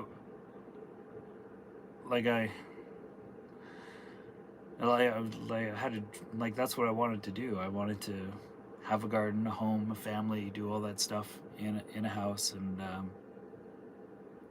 I guess, yeah, things change. So I could, yeah, we'll see, man. I don't aspire to doing this full time, though. I think it's a really difficult lifestyle to do full time. Presents a few challenges that are trickier to navigate. It's I mentioned this earlier in the live stream. We'll probably do a video to talk about all that stuff, but it's not to say that it can't be done, and in a bigger vehicle it's easier. This vehicle that I live in is very small, and it still works for me. It's very functional in how it's put together and built, and I'm quite comfortable in it, but it's limiting, and there's a cost to that limitation, which also reflects on my health and well-being in a holistic way. And there are benefits to being in a home with people in a community that is healthier. And but then you could also look at our model of living the way that we do in homes, and it's also broken in a lot of ways, and it could be improved because there's unhealthy aspects about that too. So yeah, but that's a whole philosophical conversation with a lot of questions and ideas and stuff that would be a lot to talk about, and I don't think I'm going to talk about that in this live stream. I'm just not in that headspace right now. Yeah, but good question though. I wouldn't call that sedentary lifestyle either, by the way, to live in a house. Um, Sedentary, like, in a way, what I'm doing now is sort of sedentary, probably more sedentary in my body physically than I would be if I was in a home. There would be more movement existing in my flesh and bones if I was in a house, because it's further to go to the bathroom, and you get to walk around the kitchen and wash dishes. You know, go down to the basement, maybe get something out of the freezer. That constant movement is always existing, whereas in my van, in this space, I'm not moving around very much. So I have to try to force myself to get out and move around more to keep the flexibility and all that sort of thing going on. So that's an interesting observation about sedentary. But you could be very sedentary in a home as well. But you got spaces in a home where you can stretch out in. You can, get up off the couch 1 minute, and you'd have a space where you could just do a bunch of yoga, or something like that. Stretch out, have a few dumbbells there, whatever, some bands, and work on some calisthenics. That would be that'd be awesome to have that. Don't have that in the van. You got to step outside and put some boots or shoes on. The West Coast is the wet coast, and so it's a wet environment. To do push-ups off of the ground, you're getting dirty, then you're dirty and you're sweaty, and then you're climbing back into your van, which is a really small space, and you're wet and dirty, and all that moisture's got to go somewhere. You don't want it to go into the material in the inside of the van. It's just logistically, it's difficult to do certain things in the van that are easier if you're in a home. So, and also depending on where you are. So it also, there is that. If I was in the desert and I was just boondocking it down in, the U.S. somewhere, you get outside and be like, okay, it's a different environment, but there's going to be other challenges that are with that as well. But it's not wet either, so that's cool. But yeah. NB, sell everything and move to Bali, ? Cheaper and close to your daughter. I definitely was thinking about that hardcore. To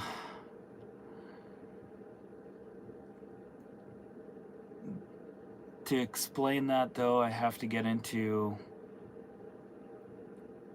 territory of subject matter that I don't want to share, because it's sensitive, and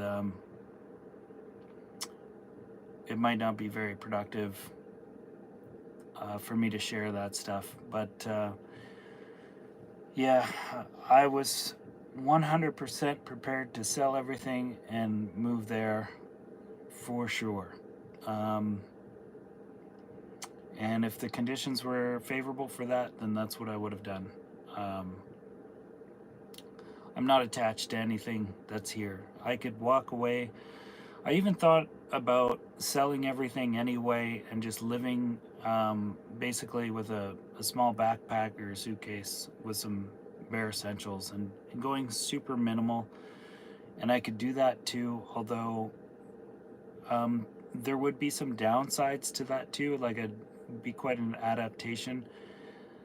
And it's very special having this small space of mine in here in the van, because it's my own private space. It doesn't feel private all the time, but I can find spots where I can just sort of isolate and be in a private space, and have that time to myself, which is very nurturing and healing. That would be hard to do if I was just living out of a backpack and going from one location to another location. This is quite grounding to have your own space.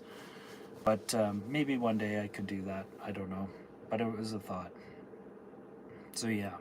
I don't know if it'd be cheaper to be in Bali though, but there's I would like to be over there on a more part-time basis, and I'd like to factor that in.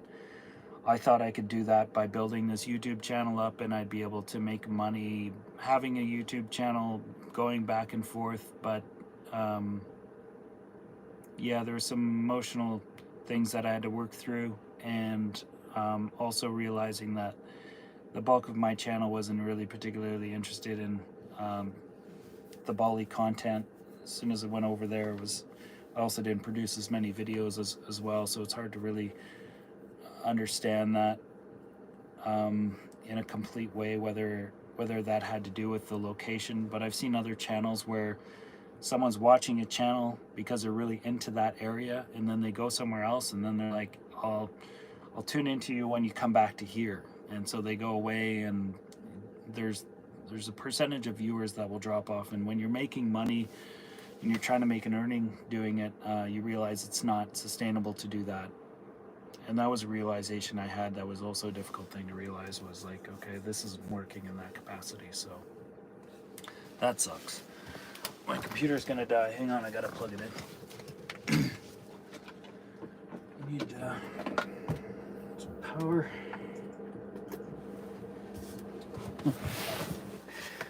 Should check on my battery here too, because I might be low on battery power as well. Let's see. Okay, we're good there.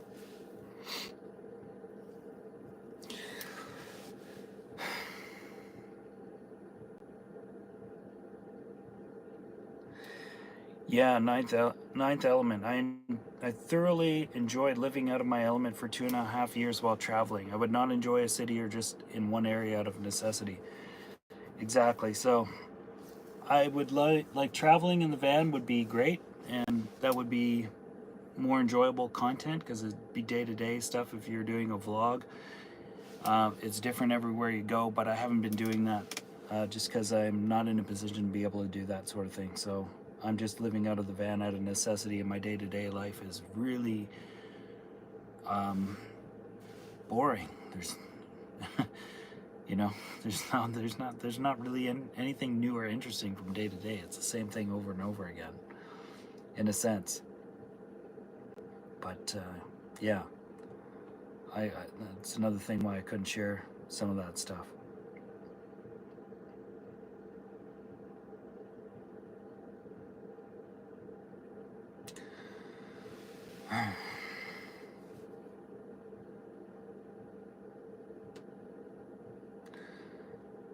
Lord, I feel the same way. You guys are talking about, oh yeah, men are far too soft these days. Instead of taking charge, men seem to be following women instead of being protectors of the family.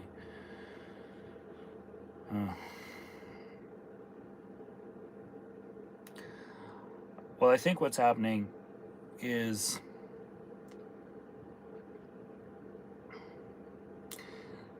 it's a very complicated thing. I don't think you can just simplify it like that. There's quite a complexity going on. There's a softness in men that is being developed in a sense, but that's systemic of a whole other real big issue. And it's not, you can't just reduce it down to one issue either. It's like you can't use a reductionist model in explaining that, because it's so interconnected. But what you can observe is you can observe the softness, and you try to understand why it's there. And it's not, you can't simplify that, what it is exactly, but if you look at it in a holistic way, you can understand why that's the case. And I wouldn't say necessarily that men are following women. Maybe in some cases. I think in other cases, women are embodying more masculinity because men are failing to do that themselves. But then it's not necessarily a failure of men either. There's also the failure of women that's existing, and of humanity, and we live in an age where things are so much more complex. Um, the interesting thing about nature is if you leave something alone for a while, like like you have a body of water and you introduce a species that never existed there before through transportation networks or something like that because of the industrial revolution, and you get like zebra mussels or quagga mussels go into the Great Lakes or something, and it just totally messes up the entire ecosystem. The people like quickly jump on board to try and figure out, and it's fine, it's like it's natural, like try to fix things and do all that sort of stuff. Like there's a lot of systems that are being affected by this introduction of something that's new, and then the whole thing just kind of falls apart in a sense. And I think what happens is it's not necessarily like, it's just nature doing nature, and there's a process to it. The Great Lakes won't ever be the same, but then we've got us, who's like, well, with all our sensibilities and our genius, we can fix it. And so we try to fix it, and we just make it more complicated and more messed up, and we're really kind of good at doing that. And I think now there's a lot of data that shows that we have a tendency to make things more complicated, more worse, by trying to fix things and master the control over particular scenario so that we can make it better. And on a social epidemic level, I think we're also doing that with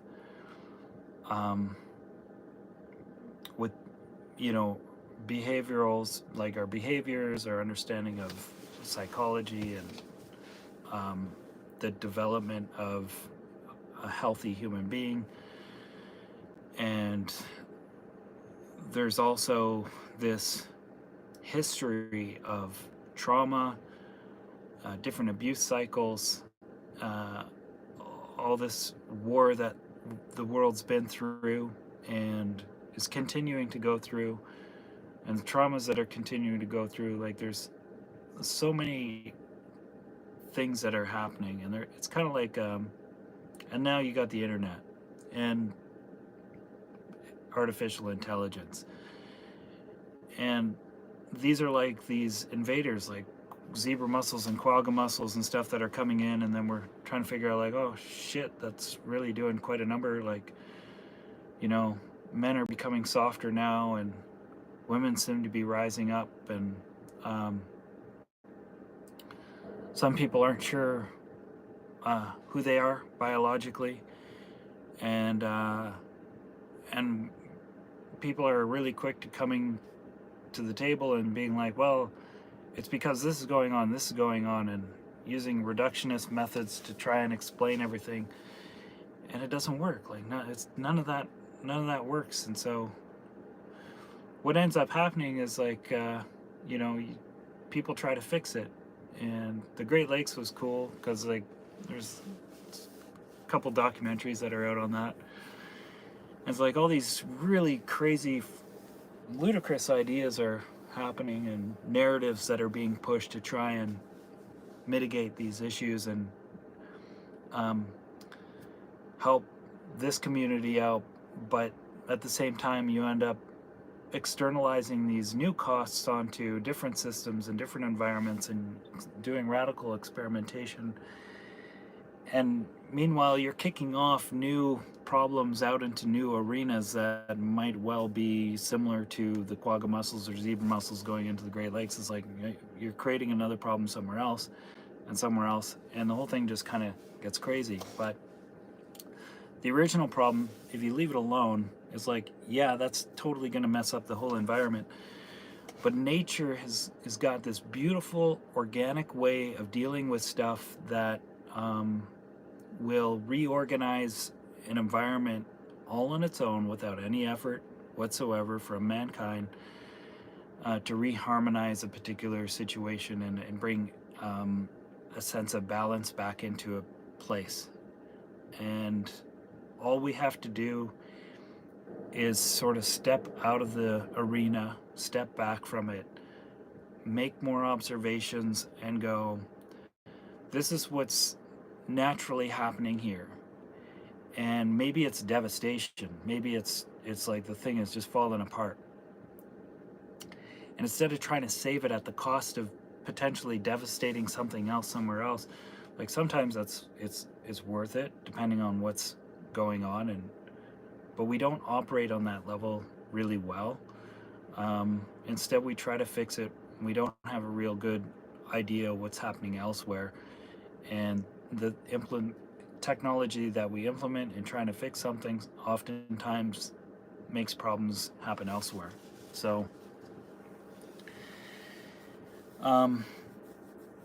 we've just got this really weird fix-it nature, and it's really rampant right now.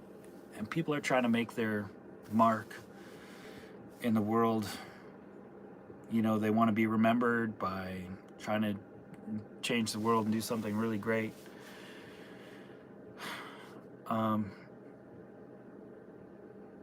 It's like it's all the wrong motivation.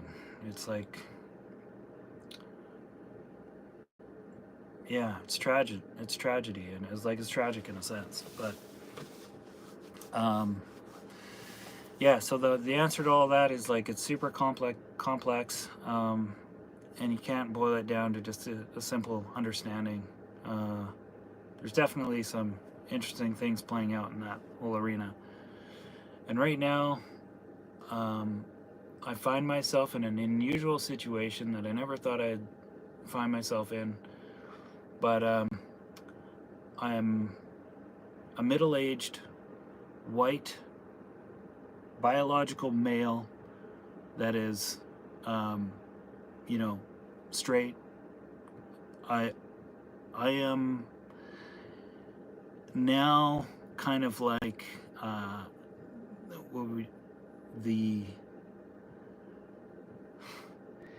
it's like if there's going to be any prejudice right now, there seems to be a whole lot of prejudice towards being in that position. And yeah, which is weird to think about it, but all of a sudden I find myself in a pretty unusual place, and I don't know if I explained that really that well, but and I'm single, and I live in a van. Anyway, weird times. But healthy masculinity, healthy humanity, I think, is something that people could strive towards. And I think we do that on an individual level by doing some personal self-reflection, getting out of our own ways, trying to open up to information and not be so closed off in a sense. But there are things as you get older where you kind of shut down and get closed off towards. You know, if someone, you can recognize a narcissist coming at you and you're just like, yeah, we know this is kind of, there's going to be a gross waste of energy in these interactions. And so I reel back from those sorts of instances now. But I didn't have the tools to do that earlier. Now I do. But that would be a way of like maybe not giving somebody as much room to share their observations.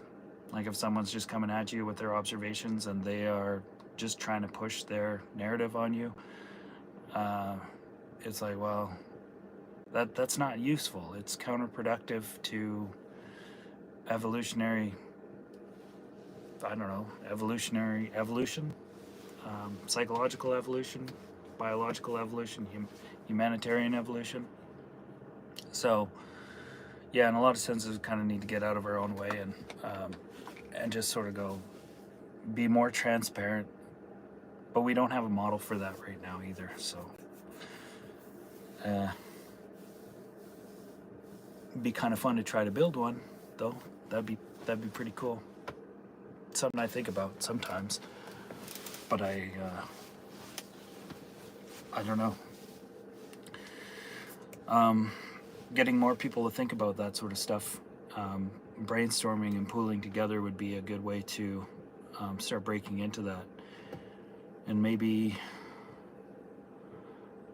yeah, I don't know. It'd be might be an interesting thing to explore that, and maybe make a platform for that to exist.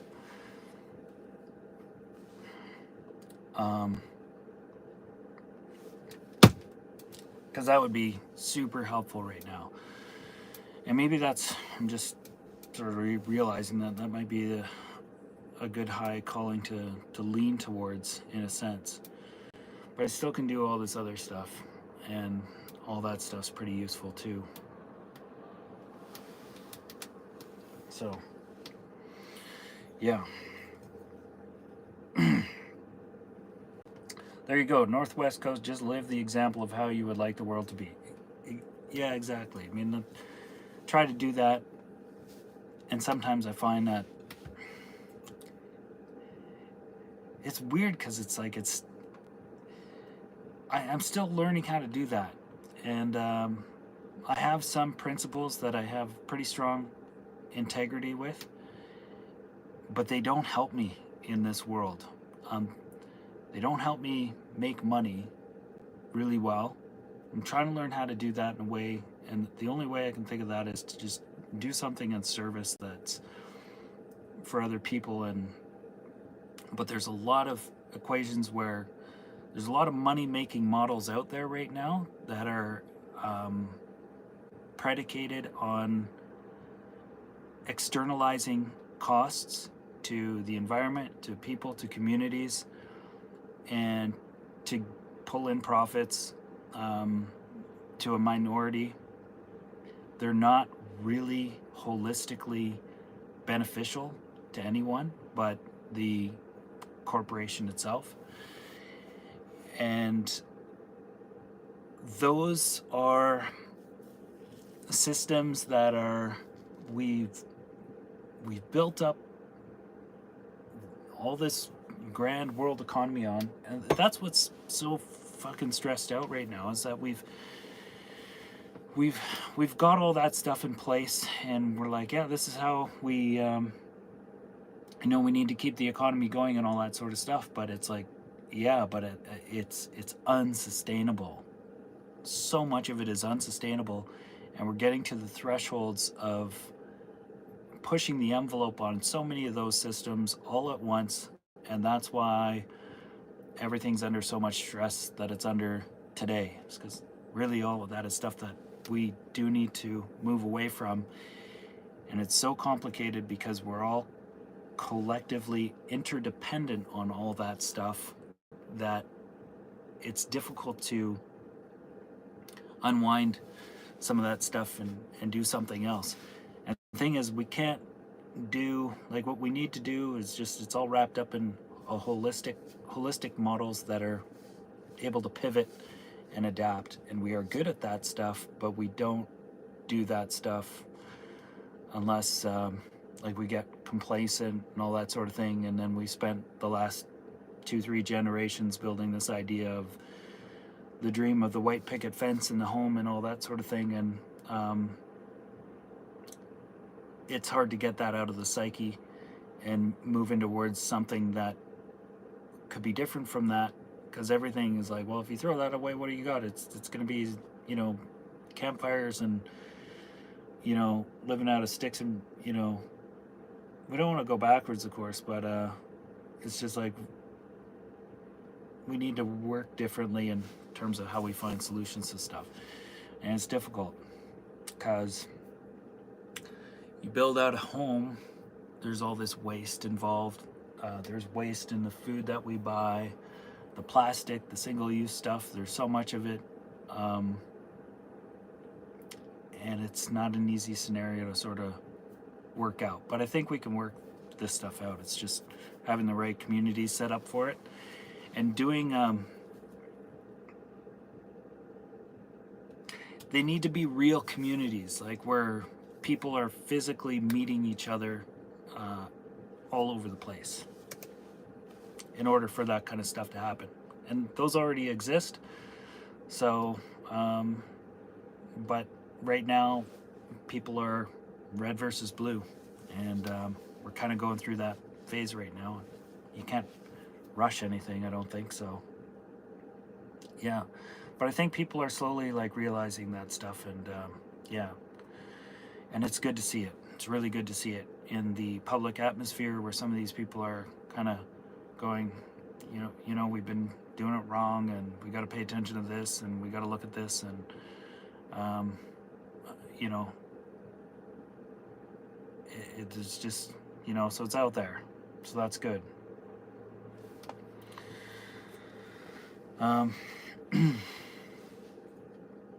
Yeah, and man, I wish I could do more than I could do. This is a good chat. I know it's one way, and in some senses it's kind of a tragedy because we've got these, you guys are throwing chats up and I'm reading like the odd one, but I'm gonna go through this all after the live stream, and I'm gonna try to read through this. I wonder if I can download. It's so hard to, can I download this chat somehow? Because I want to read everyone's chats in here, and maybe address some of what you guys have said in here, and maybe future videos, and keep the conversation going. That'd be cool. Yeah, but I think that there's a lot of changes that we can make to a lot of different things, and so on and so forth. But yeah.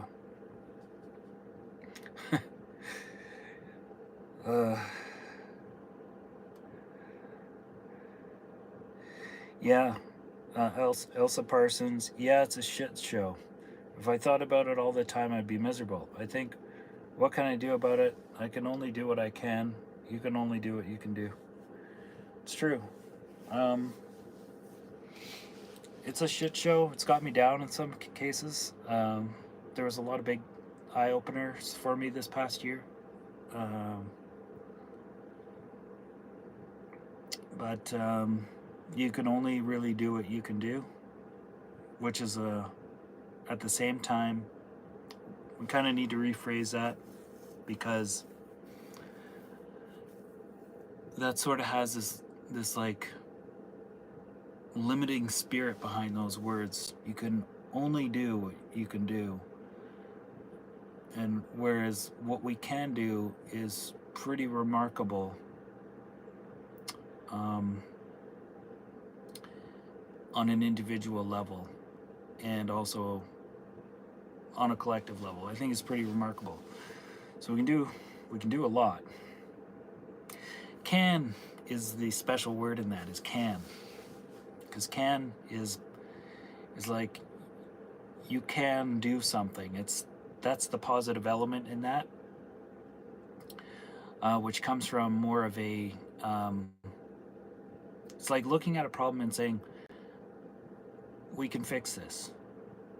And so having that attitude is much better than what should we do. So that, whereas that's pretty commonplace nowadays, is like, what should we do?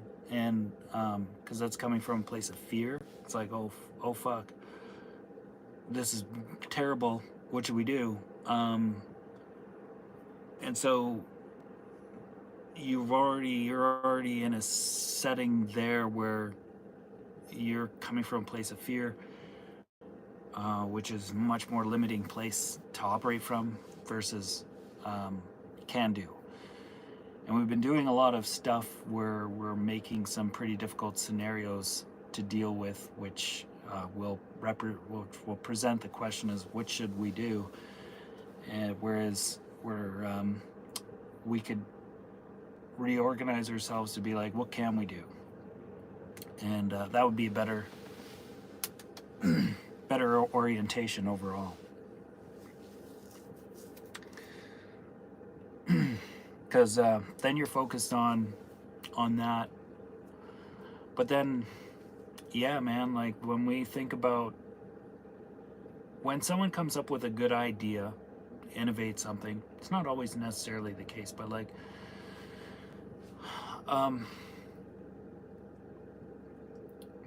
in sort of the free enterprise market capitalist society that we're living in here in the West here, I guess. It's also all over the world, really, but um, you can come up with this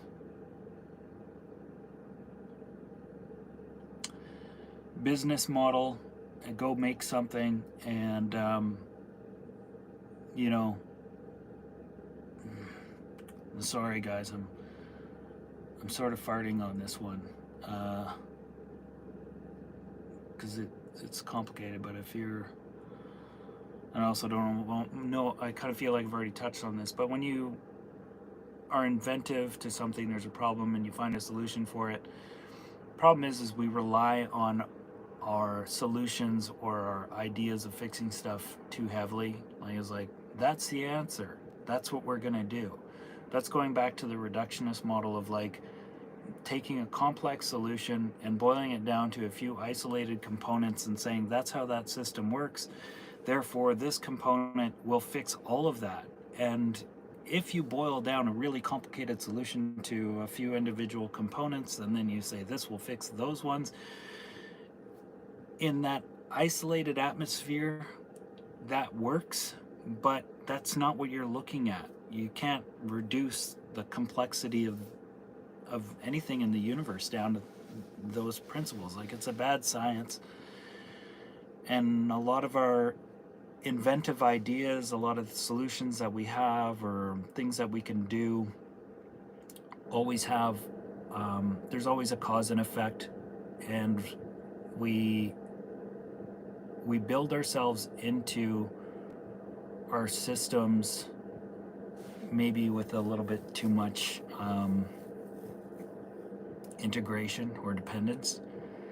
And so it'd be better to build systems where there's it's going to work, but we can move away from it, we can transition out of it really well. So it's like you want to build something that is scalable, but also something that you can pivot out of more easily, and that would be a smarter way of going about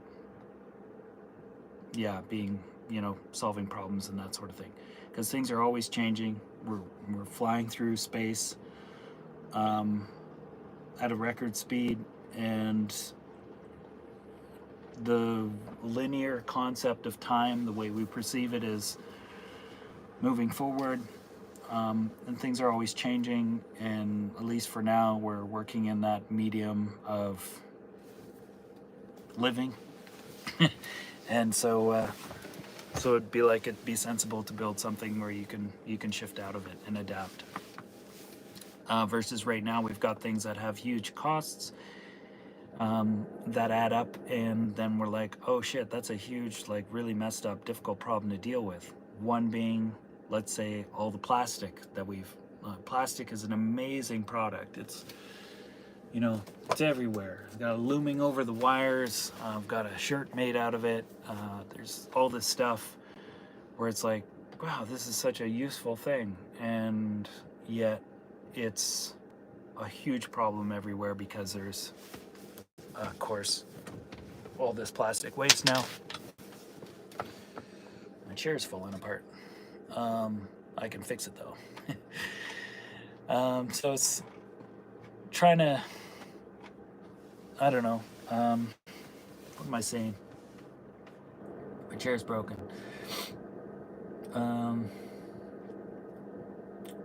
Those solutions have a big inherent problem that's externalized that we gotta kind of figure out how to do that. And you want to do that from not a we should do, but a how can we do that sort of scenario. So it's good to know though that there's some people out there that are working on the plastics problem, but there's some problems out there that are so monumental, and they're existing in all different areas right now, which is putting a lot of stress on a lot of different systems. But yeah, anyway, how did I start this off, guys? I'm losing myself in this own conversation, this topic here.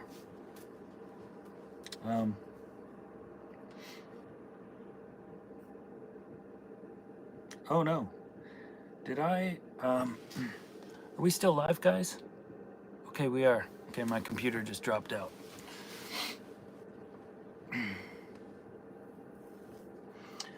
Yeah, the plastic packaging is absolutely insane. Most of the green, like there's a whole section in the grocery store where you buy greens, and you can still buy some greens that are sort of like set up in the produce area. But there's a very, in the grocery stores that I'm shopping at, there's quite a small selection of, like, there's spinach, there's romaine, there's maybe some kale, sometimes there's some Swiss chard where you can buy it and put it in a plastic bag or put it into a reusable bag. Oh, that sounds nice. And you know, go to the till with it. But all the really, like, diverse options that you can get, like the arugula and the, you know, the microgreens and the baby kale and all that sort of stuff, are all coming in these containers now. For, in Canada, they're like $6.60 for basically, I feel like, is enough salad for one salad for 2 people. Or, you know, sometimes I'll eat a whole one of those myself, but then you've got this shell that you're throwing away like it's nuts. Where we could be growing that in the community, within a very small community, everybody could be growing that sort of stuff in their own homes, in a sense. But yeah, anyway, we could go down all that sort of stuff, those roads. It's just, the example is there's all kinds of weird scenarios where we have these solutions to things that just create more problems elsewhere, and we're interdependent on them, and we get invested into them, and then it becomes hard to extract yourself out of those problems down the road, whereas we should be building problems that are easy to pull away from and readapt as we co-evolve, as we move through time and space.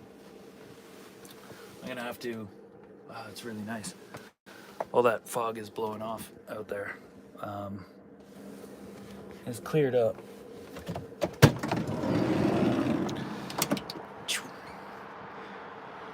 Some mountains off there in the distance.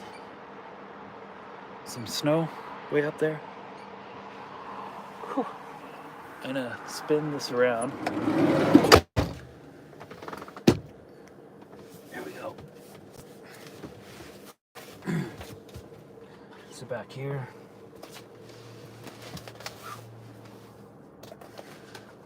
There we go. Relocating a little bit. Different view. Good text message. Cool. Cool, I got an email from Jody Brown. That's Kim Jones saying, hi, my friend Adriano. We're still live, right? We're still live.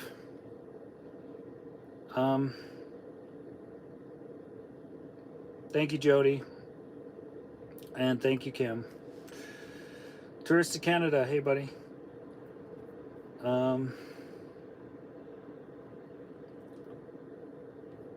Okay.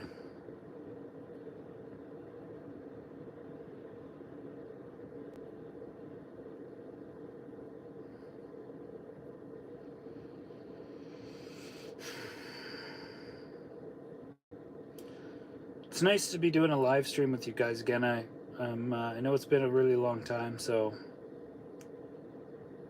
yeah, this was pretty cool.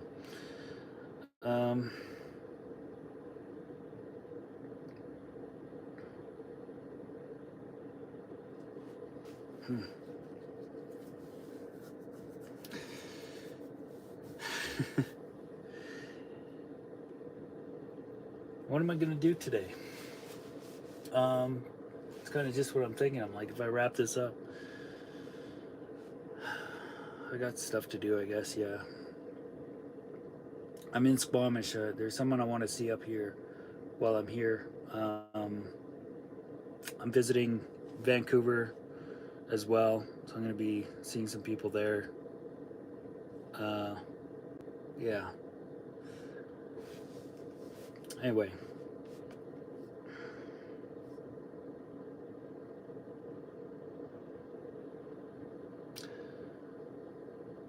Get out and enjoy nature. Yeah. It's probably, the sun's out, it's probably a good time for me to wrap this up and get out there and enjoy some nature. Put my boots on and go for a walk and stretch the legs, and then maybe get busy with some other things, which I should do. But yeah, since I'm up here, I should do that. And I'll fix my chair. All it is a there's like a little rivet that goes through there, and it broke off, so I'll replace that with a screw and it should be all good. But yeah, it's the nice thing about this chair is you can fix it, so that part's great. I like things that that you can fix, and I don't like things that you can't fix. But yeah, it's nice. It should almost be a law that if you make something, that you should be able to repair it and keep it going for longer and longer. This whole planned obsolescence stuff is criminal, and some of the things that are being made, including those blow up friggin' decorations people put on their front yard with the Christmas stuff and the Halloween stuff, like all that stuff is like, there's no use for it. It's just all like, yeah, you know, puts a smile on a few kids' faces, but as they grow up, they realize that, well, yeah, that there's a terrible cost to the environment, and having all that stuff is just garbage, and it's a real bad use of plastic products, and there's a lot of bad uses for that kind of stuff. But anyway, guys, yeah, I think I'm gonna sign off, and I'm gonna go outside and put some movement in my body, because that's gonna be good. Get some sun. I'll let me know what you want to see for content. I'm gonna try to go through this chat and have a look at what we talked about. But yeah, I'm gonna try to keep some of that stuff in mind, and try to navigate through this next stretch of my life, whether it's securing a job first, which I feel like I might be doing, is putting my attention towards getting a job, just take the edge off of things financially, and then putting some energy back into the channel again in a more useful way that's within my ability, but also a little bit more congruent with service, and where that I'll take some time after this just to reflect on everything that I went through in this conversation, and think about where that's going to go, or where that should best go. Lots to think about. Much love out there. God bless, and peace be with you all. Adios, guys. Thanks so much for tuning in too. Really appreciate it.